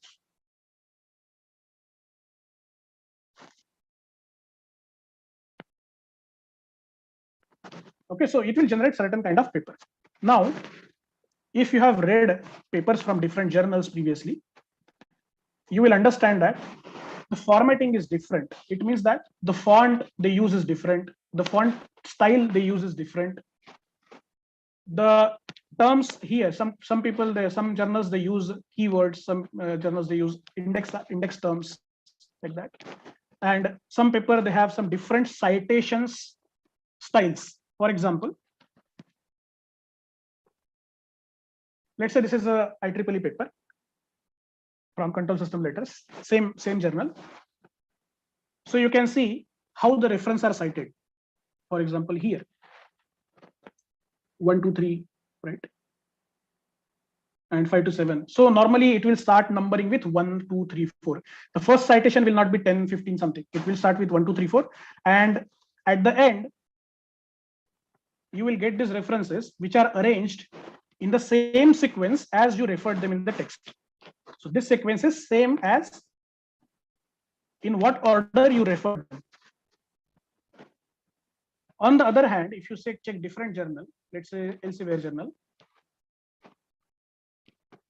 So in this Elsevier journal, you can see there are no numbers now. There is no 1, 2, 3, 4. There is name and year, author name, year, author name, year, like that. So the citation style is different. The formatting is different. The way the sections and subsections appear, it is also different. Please see here it is introduction, left aligned, small font for Elsevier. Here for IEEE, these are very minor details, but journals expect that. Here it is all capital, center aligned, and here it is like Roman letter. Here it is Arabic letter. So these styles, when you use LaTeX template, you don't have to worry about this. LaTeX will take care of this. Automatically, it will generate what the journal wants. This is one of the biggest benefit of the LaTeX template or using LaTeX. Now, what happens with the references in this? Because first reference is, let's say this, second reference is this. So what happens at the end? At the end, they are arranged alphabetically. There are no numbers here. There is no 1, 2, 3, 4 here. It is arranged alphabetically. So this is why we go with LaTeX, so that we can get different kind of formatting in a single go. So let's say you want to, tomorrow you want to submit it to a different journal. You can just change the template. You can take your content, paste it into some other journal's template, and you can still get a paper in different format. If you try this with Word or something, it will take a lot of time. Okay, now why we are using this Sumatra PDF. Let's say we are here, we are editing your paper, and we are at this point, and we close it here. And next time when you execute it, please note it will open the same page. We are at page number 3. You are editing paper. Let's say you are editing this paragraph. Okay, then you made some changes. You want to make some changes here. You go back to your text file. You made some changes and you simulated. It will stay here. This will not happen with Adobe. Please try it. I'm not going to show it. You can try by yourself. It will not stay here. It will show you error. You have to close this. You have to open it. You have to execute it again. It will go to the first page. Adobe will always go to the first page. You have to scroll down and you have to check if the change is appearing here or not. To avoid this process, we are using Sumatra PDF, so that you always stay on the same page.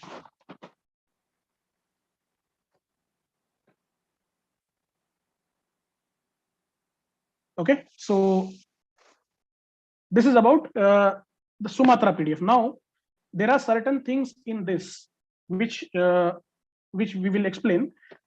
So you can see here different sections. Let's say in this text maker, you can see this structure column at the bottom left. If you click here, you will get the structure of the paper. Let's say you want to change conclusion. So just go to the conclusion section. You will get LaTeX will take you here, and then you can edit this conclusion section. That's all. If you want to change, so whatever sections, subsections you have, it will appear under in this structure.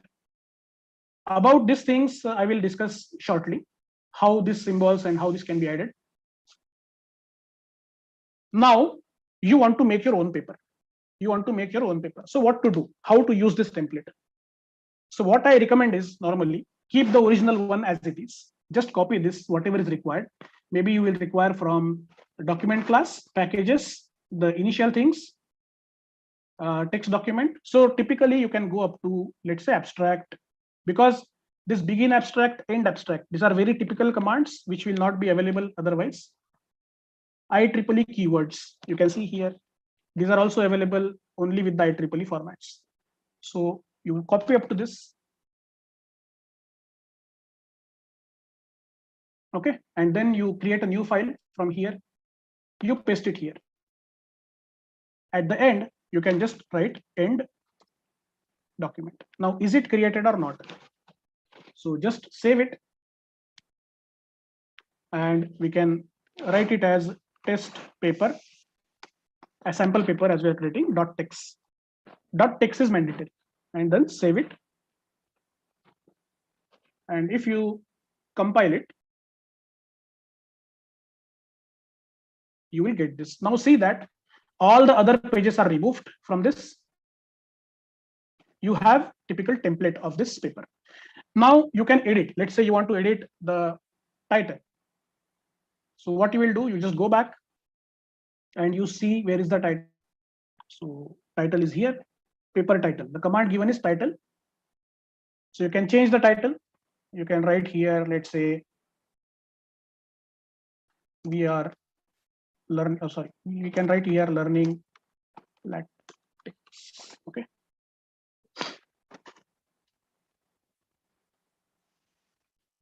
Yeah.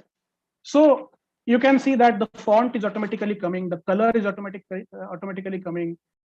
Okay. So you don't have to worry about this. It will be bigger than rest of the font automatically, and it will be center aligned. So you are not doing anything, you are just typing. So we have to do in LaTeX is typing. That's all. So let's say as first author, you can see here, he can be IEEE fellow. If not, you can remove that. Can be IEEE member, you can remove that. Let's say I want to add my name. So what I will do is I will just remove this. I am not IEEE fellow. So let me remove this. So I can write, let's say this. And if I compile this, you just have to quick build now and you will get this. Now my name appears here. Like that, you can start editing, and you can also edit abstract. Okay, this is the abstract which is given here in the abstract. You can edit this to get your own abstract. Fine. Now this is about creating your own template. Now your template is created. Okay, now your paper template is created. Now we want to write our paper. We want to put our data into this paper. So I will do one thing. I will open a file.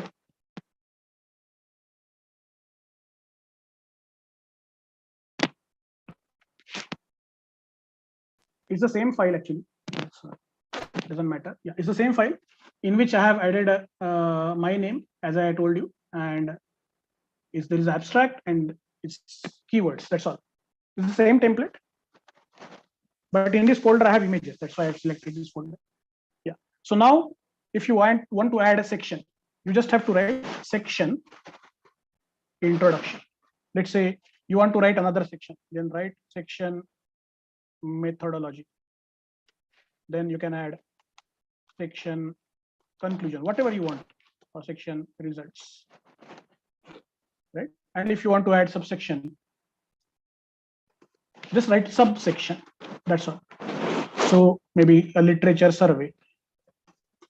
Okay, I'm just, you can see I'm just typing here, I'm not doing any formatting. Or if you want to add subsection, you can also add, and we'll see how it appears. So you can have, let's say, history of something. And let us compile this and see what it looks like.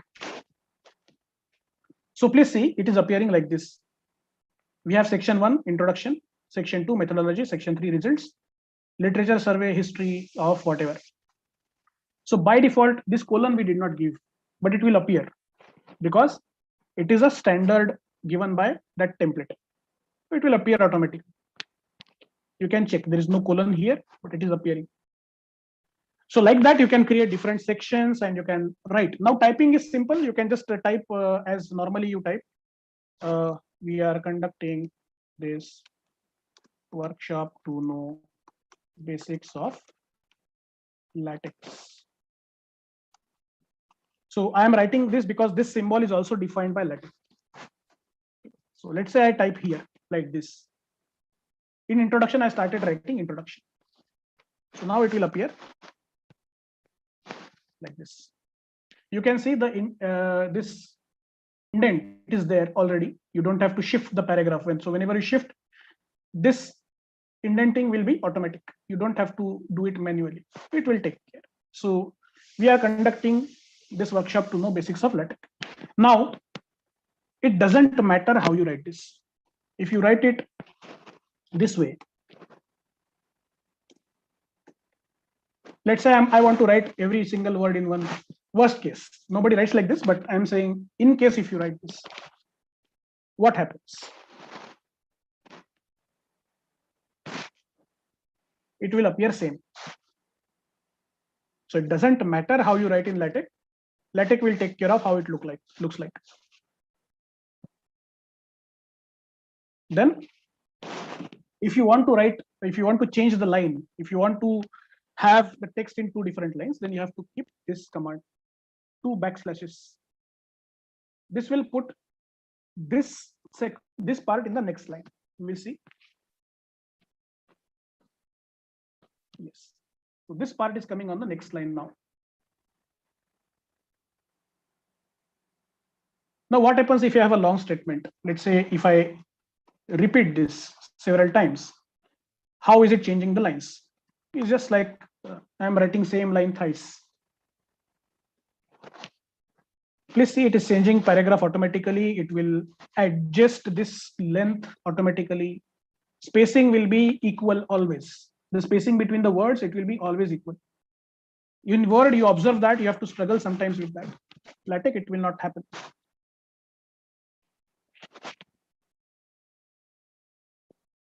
Okay, so this is about basic typing in LaTeX. How can you write in LaTeX?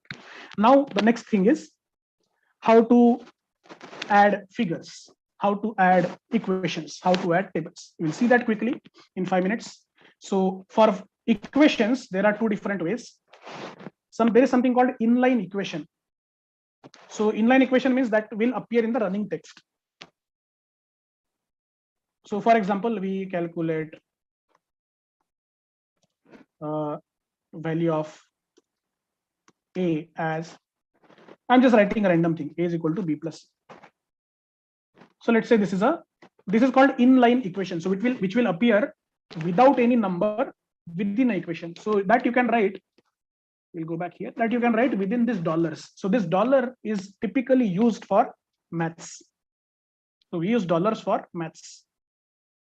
Okay, and it will look like this. Please note here, I am just zooming in.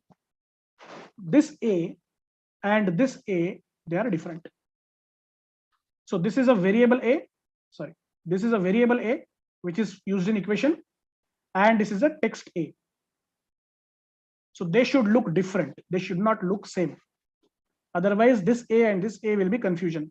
If you want to use this A later sometime, reader should not get confused. Are you talking about a letter? Are you talking about a variable? That's why they should look different.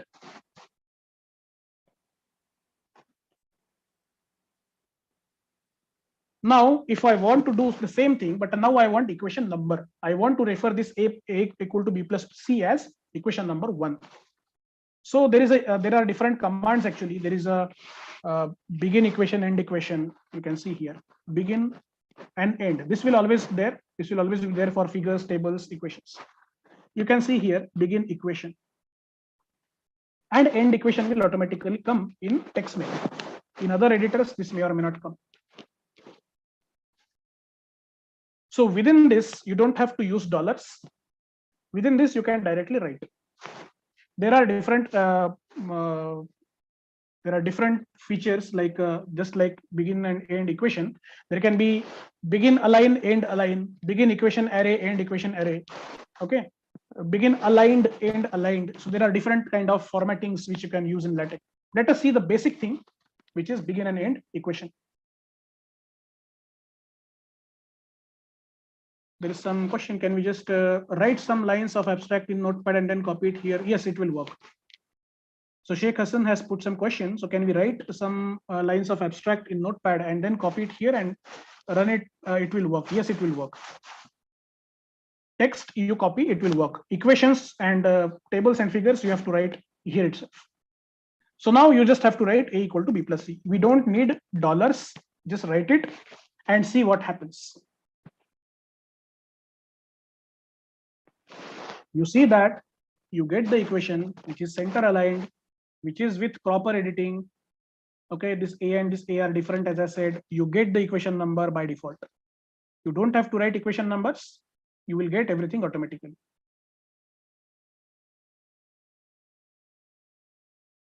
Okay, now let us see how to write a complex equation.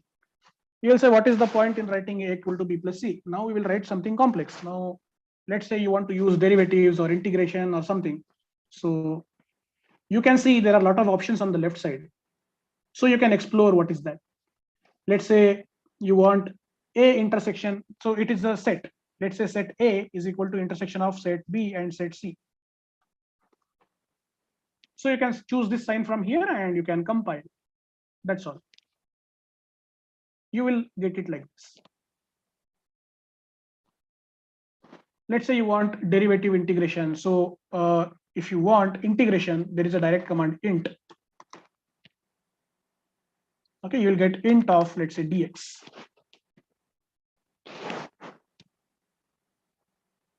So it will look like this. You can see, you can zoom in and you can see it's very nice resolution and it will appear in a very standard format.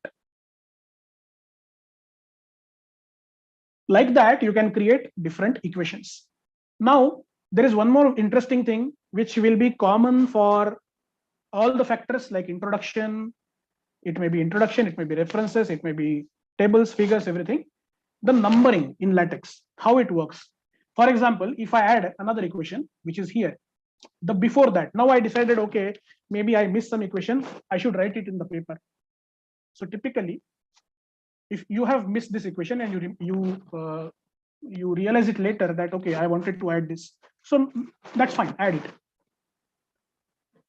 So if I add it, and let's say if it is a is equal to, you will get habituated with this slowly. Don't worry about the syntax, what I'm writing here. Dx by dt. So this is a typical thing. Now, this was our equation number 1, and now we are adding this equation, correct? Now let us see what happens.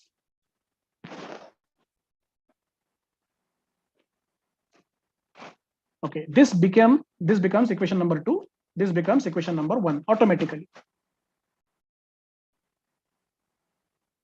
Yes, we can put limits to integration sign. Wait. So especially people who are working in mathematics, they can write very nice papers with this. I think it's O int, but let me check the command once. I think it's O int as far as I remember. If you don't remember, just scroll it down. You will find the symbol there. Just take the symbol. Yeah. Yeah. Okay. This is a closed integral. You want limit. You can, for limits, you can simply you can do is, let me let me do this with the normal variables first, and then I will tell you what to do with the integral. Okay, so let me complete this part where I was initially. So I'm removing this closed integral, and yeah. So now this becomes equation number 2, and this becomes equation number 1 automatically. So we are not changing these equation numbers; they will appear automatic. And you can see there is a lot of space here.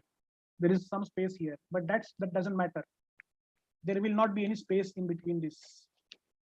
Whatever default is there, it will be definitely there.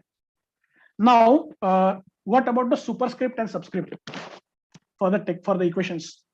As somebody has asked, let me put it this way. Let's say you want to write 2 to the power, or x equal to x to the power 3. So that's it. X cube, a is equal to x cube. So it will appear like this. If you want subscript, you have to give this symbol, and you can write 2. I'm just giving random numbers. So it will appear like this. Subscript, yeah. Oh, Anuj, one question. Can you Yes. please put limits to integrations? Yeah, I will do that. I will do that. First, let me explain this, then I will go to there. Okay. Yeah. So this is the same thing that we do with integral. So if you do this, you put it here. I may be wrong, okay, because I did not use integrals, but let's see. Yeah. Is that fine? So you can see, you can put limits to the integration also. That's why I was explaining this first, how to put a superscript and subscript. Same thing you can do with integrals, it will appear.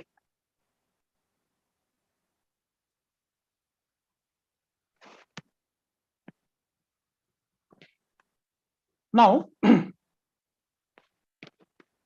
this is about equations.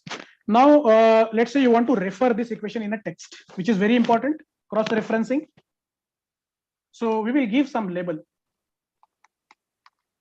So this label is like a tag. We are giving some tag to that equation, and it is for us. It will not be visible in the text. This is for us. So typically I use, if it is equation, I start with this. If it is a figure, I start with FIG something. You have to decide your own syntax. Equation, let's say subscript. Let's say I give this name to this equation.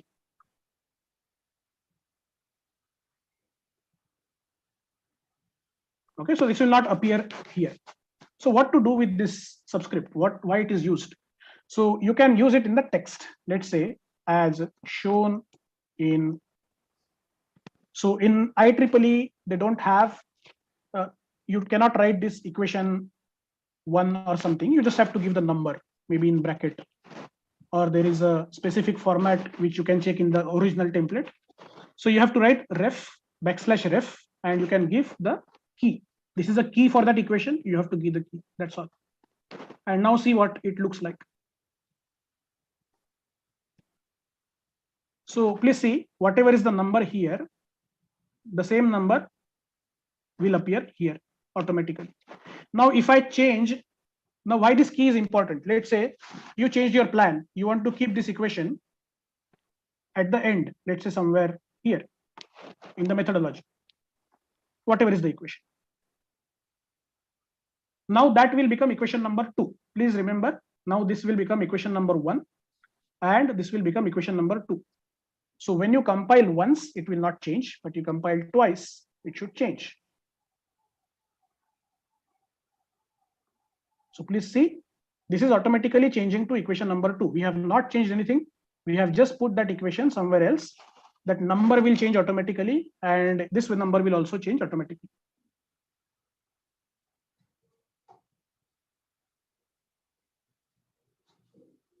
Yeah, so that was the next question. I just saw your question, but yes, this is what I think answer to one of the questions I got. Okay, this is about equations, how to cite the equations. Similarly, you can cite the figures, you can cite tables, you just have to give labels. Same thing you can do with the sections. So section also you can add label. Label, let's say section introduction. This is for you. And then yeah, Venkat Madhu has raised the hand. I will enable. Just let me complete this. So we can, let's say you have to refer it here as shown in something like that, section intro. So, okay, let me not write it right now. I will tell you what this symbol is. So something. I think we are running short on time. We need to speed up. Yeah. So first, if you run once, it will show question mark. If you run it again, it will appear section 1. So whatever is here, introduction, this number, Roman number, it will appear here. So that way you can refer to sections also, images also, tables also. Spelling mistakes can be identified in docs. It is available in LaTeX. Yes, spelling mistakes are there, but grammar check is not there. Grammar check is there in Word, but it is not there in LaTeX. Right now, I'm answering questions from chat only. Those who want to speak, we will see at the end. Yeah. So if you miss some spelling, it will show in red. Let's say, for example, this is not there in standard dictionary. So that's why you get this red underline. This TX is not there in the standard dictionary. So you get red underline. So like that, you can identify.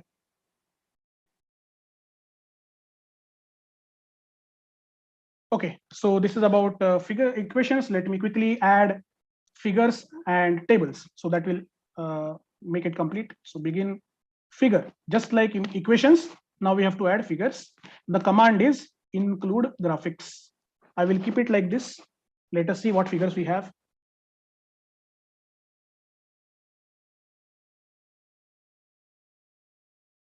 So as a sample, I have kept this figure, let's say block diagram. This figure I have kept as a sample. This name of this figure is block diagram.pdf. You can see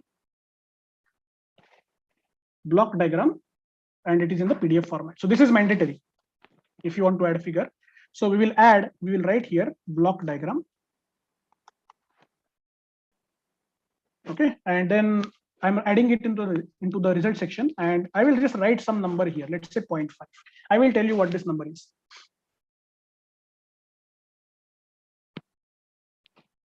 Okay, so now you can see the image will appear here. Now it is coming at the center because the paper is not complete, and once you add the text, it will appear in the proper way. So, but you can notice one thing. On the right column, it is appearing on the left side. It is not center aligned. It is not center aligned. So what you can do is, you can do this. You can add this command centering. That's all. It will put this figure in the center. You can observe it will shift. Yeah. So it is shifted to the center. Now you want to make this figure bigger or smaller. You want to have this figure in a big size. So just increase this number to, let's say, 0.7. So it will become bigger. If you want to make it even bigger, make it 0.9. Okay, if you want to make it smaller, make it 0.2. Not recommended, but if you want at all, yeah, it will become very small. So what size of image you want, you can decide from the scale. There is one more question. Okay, thank you. So just like equations, you need to add label here, but before labels, what is missing here is a caption of this image. So you want to add some legend, some caption, some legend at the bottom. So what we do is we add this. Yeah, so let me announce one thing, that this workshop may be extended by 15-20 minutes. So please be patient because we want to complete at least basics. So sorry for that time. So caption, okay, we will see block diagram. Okay, and let's say I'm putting this caption. The command is caption. I'm putting this below the figure. Please see that whenever you have figure, you have to add this caption below the figure. Whenever you have table, we will add it above the table in technical writing. All the figure captions should be below the table. Sorry, all the figure captions should be below the figure, and all the table captions should be above the table. So you can see it appears here like this. So let it be left aligned, because that is what the journal wants. So let it be left aligned. Don't try to push it to the center. There is no point because journal wants it this way. Right. So typically we keep this as a capitalization, and then you have to explain what is this diagram about. So what I will explain here is what is this gamma, what is this U, F, and D in the diagram. So I can just write maybe gamma indicates. So let us make it a full legend now. Something.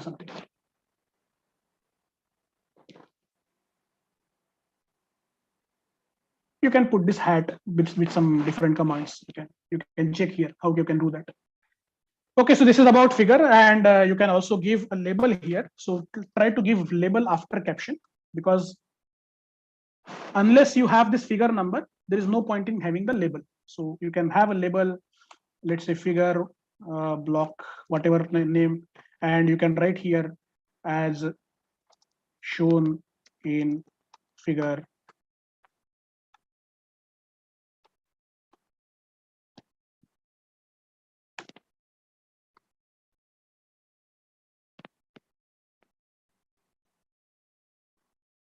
So it will appear in the result section. Yes, it will appear here. You still have some space, so LaTeX will try to utilize that.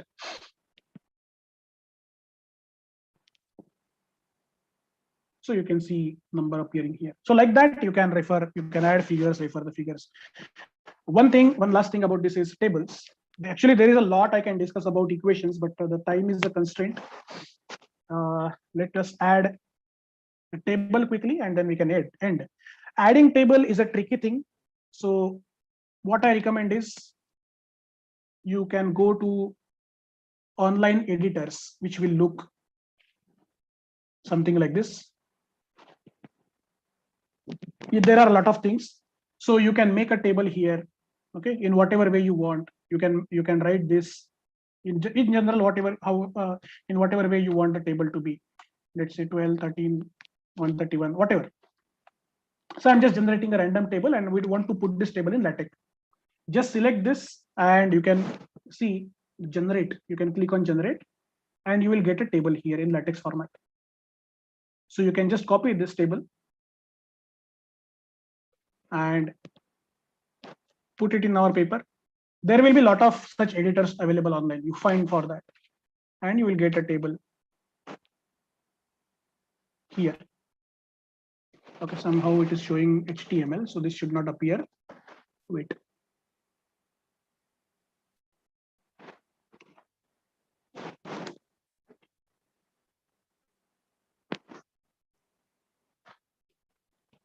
Yeah, so you can see a table appearing here, and if you want that table to be at the center, again the same logic. Centering, you can get it at the center, right? And if you want to add some caption, you can add here at the top, because it is a table. So added a new table. And referencing, I am not explaining that. You can give label, you can refer. So you can get this. So you can add table. Now, if you want them to be in continuation, because there is a long gap here, we don't want this gap. So what is recommended is, whenever you have figure, add this command. You can search separately what is this. You can add this exclamation HT, or some people write HTBP. You find out what is that. We don't have enough time.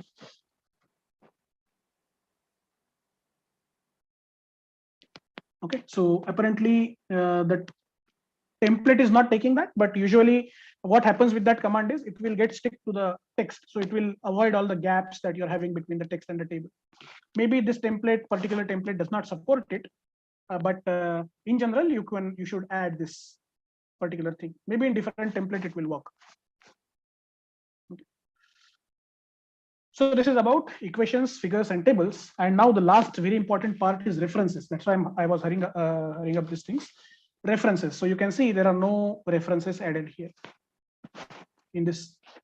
So all the symbols, maths you can get from here. Let's say you want to write vectors, you can write with this.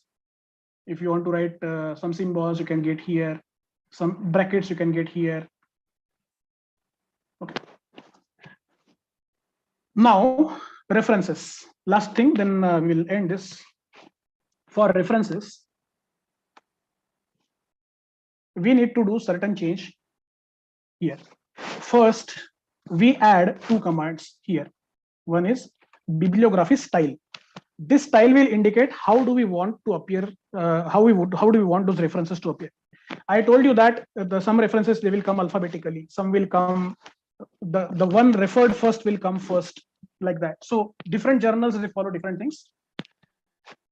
So this is IEEE paper, so we will go with IEEE transaction style, which is specifically defined in LaTeX. For different journals, this command may be different. You can check that. Then you have to add another command here, which is bibliography. That is a reference file. We have to generate a separate reference file, and you have to cite it here. Let's say you have to add it here. Let's say references. Now, how to generate this references file? Two commands we have added. One is IEEE tran. This will decide how your reference should look like and how the citations in paper will look like. And this is a file in which you have your references. Okay. Now, let us see what this file is. I already have this file. So I have added my own papers, so few papers here. So you can see it will appear in a typical format, and the file type is bib. So you have to generate this file first. You have to generate this references.bib file. You have to add all your references in this particular style. So you have to specify author, title, journal, year, volume, page number, publisher. Once you have this file will be common for all kind of papers. You don't have to make any change in this file, even if you try to submit into the different journal or different conference. You don't have to change this file at all. Once you added references here, that's all. So you can have a general referencing file for you, especially for PhD students. There can be 200, 300 references in this. Now, how to generate this file? Its logic is simple. Do you have two options? I will tell you quickly. One option is Google Scholars. All of you know this, or all of you are expected to know this. So in Google Scholar, if you go to settings, here you can go to settings. In settings, you can find Bibliography Manager. This is supporting LaTeX. Google Scholar also supports LaTeX directly. You have Bibliography Manager here. In that, you can click here. Usually, by default, it is here. When you open your Google Scholar, it will be here. You have to change it, and you have to select what kind of referencing you want.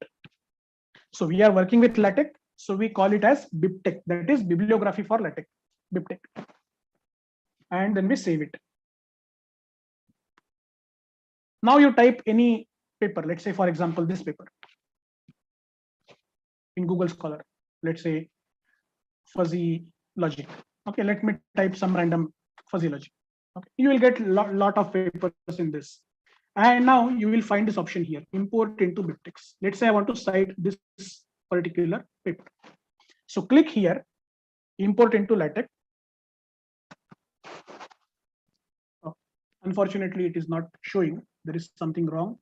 Let me try again. Okay, error 403. Google gives you some surprises sometimes. Yeah. Okay, somehow there is a problem with Google server. I don't know. But typically, if you click here, okay, you can try with your computers. I don't know. Let me try again after some time. So if you click here, what will happen is you will get this thing directly. You will get this thing directly. You just have to copy from there and paste it in this file. That's all.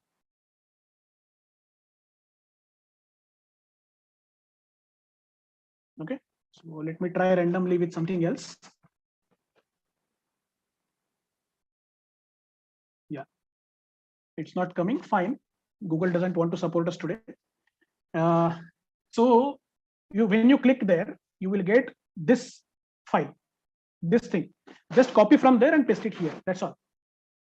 So that will give you the reference in the LaTeX format, and this is called a key, bib key. That is bibliography key. So whenever you want to cite this particular paper, let's say you want to use this particular bib key. You don't have to remember everything.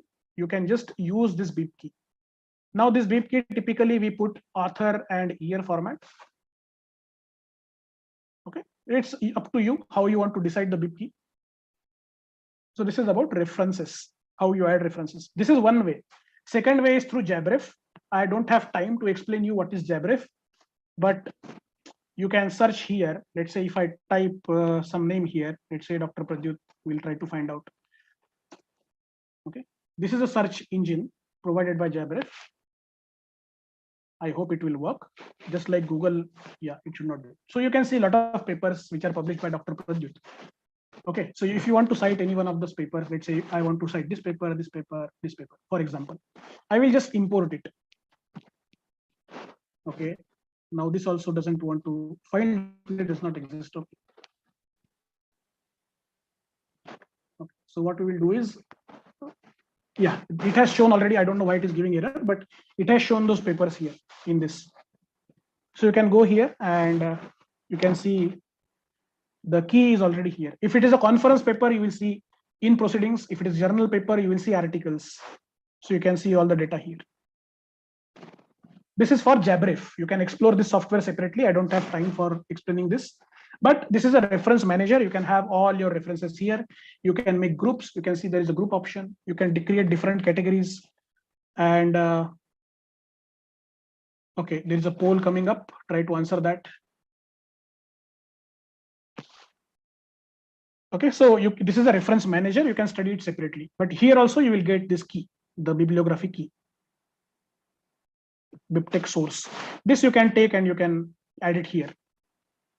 Now we have reference file created. This is our reference file. Let's say it can have let's say 300, 400, 1,000 references. Doesn't matter. It can be 4,000, 5,000 lines. I have added 3 just for your help. Now I want to cite this paper somewhere. So what I have to do now is I have to give here again. I have to go to text maker. If I am adding references, I need a separate setting. So go here, go to quick build, go to this customized quick build, go to this wizard. Here you can see you have BibTeX. So you have to compile first BibTeX, because bibliography you want to compile. When we selected this option, PDF LaTeX, view PDF, we were not compiling bibliography. So now we want to compile it. So we said compile bibliography, compile the PDF LaTeX, and then PDF viewer. There must be PDF viewer somewhere. Yeah, here. Okay, that's all. So bibliography first, then PDF LaTeX, and then view PDF. So that's what we have done here, so that our bibliography also gets executed. Now I want to cite the paper. Let's say somewhere, let's say here, after the first line. So which paper I want to cite? Let's go back and let's say I want to cite this paper, Elsevier paper. So just take this key. Actually, it will appear there also. You take this key and you type cite. As soon as you type cite, the papers will appear here. So I want this. Let's say I want to cite this paper. Let's say. So that's all. Okay, maybe I have to delete. Okay, if this happens at all, go here. Because earlier bibliography was not there, now bibliography is there. So you have to delete these files, aux file, back file, BBL file. You delete this and compile again.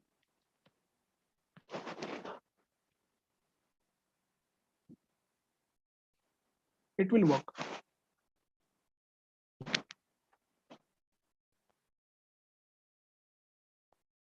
Okay, so now you can see the paper is appearing here as we expected, and the formatting is decided by the template, how the author and the title and how it looks like, the LaTeX decides.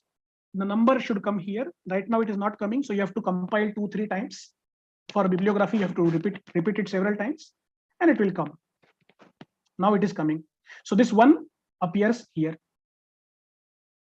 Now I want to add a new reference. So let's say I want to add it very randomly. I'm showing cite at the beginning. Nobody does that, but let's say I add another paper here in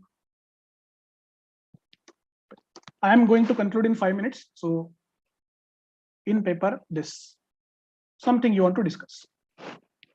Let us compile.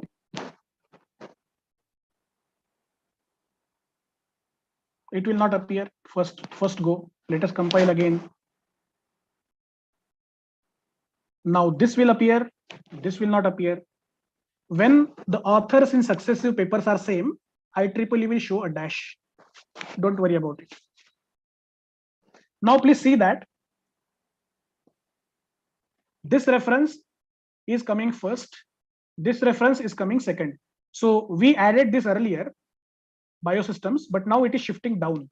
New reference will appearing first, but please see here the numbers are not changing. It is still showing 1. It should show 2, correct? Because we are citing this paper here and we are citing this paper here. So here 1 should appear and here 2 should appear. Let's see if it appears or not. So if you do it again, it will change. So now 1 is here, 2 is here, and you can see the list will be created in the same sequence as you are citing automatically. So this references list will keep shuffling whenever you write the paper. So don't worry about this shuffling. Just make sure that these numbers are appearing here or not. That's all. So I think this, now you know how to download a paper, how to create your template, how to add equation, how to add a figure, how to add a table, how to add references. So I think this information is sufficient to write a paper. Of course, the content you have to create. There are different types of tables, different types of figures, let's say sub-figure and everything that you have to study, because everything cannot be covered right now. There are questions coming. Let me complete the PPT that was in progress. Yeah. So this PPT was in progress. So let's complete that quickly.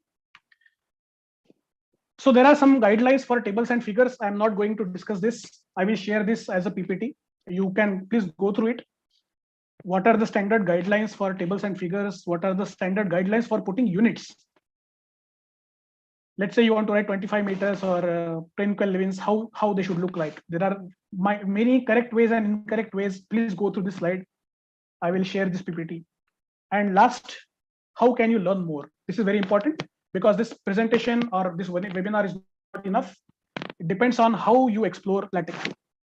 So try different equations, variety of equations, difficult equations, variety of tables, maybe multi-row, multi-columns. You want to merge some columns, you want to split some columns, that you can experiment with tables. You can have figures, sub-figures. Let's say you want to have figure A, figure 1A, figure 1B, figure 1C. That you can experiment by yourself. Then explore Bibliography Manager, Jabref, for more benefit. So Jabref, I shown you one example. You can explore that for more benefit. Try different templates of different papers. And one very important thing, practice, practice, practice. Without which LaTeX is impossible. More you write, more you will know. There is no way of teaching LaTeX, to be frank. Totally depends upon how much you practice LaTeX. That's all. And last thing, stay tuned for the next workshop where we can discuss about reports or PPT making, how to make this PPT. That also we can try to cover. So that's all from my end, and we can take some questions. Yeah, Dr. Pradyut, you are not audible. Thank you, Dr. Anuj, for your in-depth LaTeX introduction in a very quick and scriptsy manner. I think you have covered almost all these things. I just want to tell a few words, because some of you are again they are continue writing their own research paper, technical documents using words. So word is also good, but the thing is that manipulating all these references, figures, tables, all are automated here in LaTeX. And even the text you put whatever in format, okay, just you put the text on LaTeX, automatically it would be coming according to the format or template you have used. So now I have floated one quick poll. I would like to request you, before taking up some of the question from your side, please fill up this poll. Based on the poll, we will have some idea to, again, what we are going to do in the next series. Okay, now I would like to request Anuj to take up this question and answer. Yeah, I think so. Tanmay sir's question, I think I have answered. Now Okay. there is question from Apurva. We can select BIP, PDF, viewer, and so at the time of starting time. Yes, Apurva, if you have reference file ready, you can do that initially. But let's say we added those two commands, right? Bibliography style and bibliography at the end. If you do not have these commands, and in TextMaker, if you set that BibTeX and PDF viewer, your LaTeX will not run. It will show you errors. So unless you have your references ready, don't add that BibTeX in the compilation. Okay, if you don't have BibTeX, just take PDF PDF LaTeX and view PDF. That's all. If you don't have references, otherwise LaTeX will create error. So I hope I have answered that question. Sir, if possible to change image resolution in LaTeX? No, you cannot change image resolution in LaTeX. Idea is to have better resolution image itself in the LaTeX. So whenever you create the image, that should be of the best resolution. LaTeX will maintain that resolution. Okay, so because it is in a PDF format, it will maintain. So I hope we will get PPT faster. Then I will be able to start my exploring. Yes, we will try to send it today itself. Once we get the list of participants, we'll quickly share that.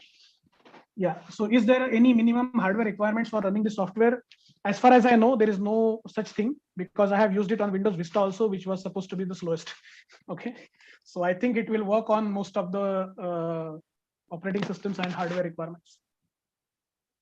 I used it on 2 GB RAM, so I don't think anybody uses that anymore. Yeah, please provide video recording of this session. It will help us. Yes, we will try to do that. This is also available on YouTube. Please go to SRM University Andhra Pradesh YouTube channel. You will get the link there. So even if we don't share, you have that in the open forum. Yes, any other questions? Kanduru Hajarathia, please unmute yourself and ask your question. Yeah, Hello? Hazrat. Sir, good afternoon, sir. Yeah, good afternoon, Hazrat. Sir, yeah, I am writing paper in IEEE format, sir. Okay.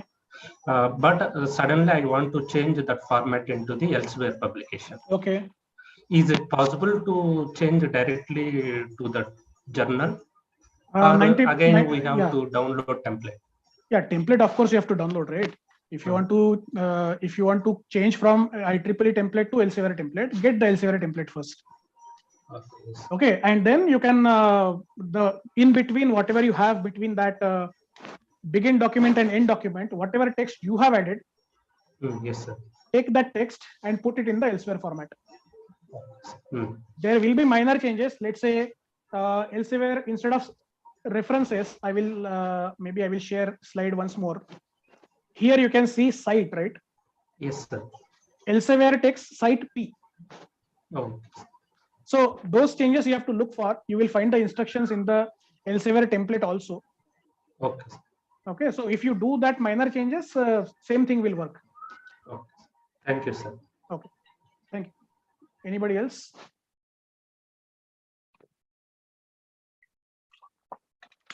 Yeah, Dr. Pradyut, you are muted.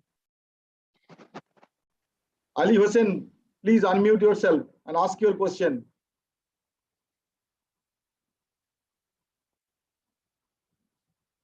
He actually asked whether, yes. Good afternoon, sir. Very good afternoon. Sir, for Q1, Q2 generals, then first we are selected the, that means there is no specified format, or else we have to select what format rather than IEEE or elsewhere for other journals. Yeah, for most of the journals, there will be format. You have to go to their website. There will be a page called instructions for authors. This thing will be there for all the journals. You go there, you read that page. Somewhere they must be giving the link for template. Click here or something like that. You will find different journals. They may have different. Obviously, they have different websites. So you will find something called get template or something like that. So go there and try to get the LaTeX template. Okay, sir. Thank you, sir. So most of the journals, I think all of the journals. So as far as I know, they have this LaTeX template. Thank you, sir. Yeah.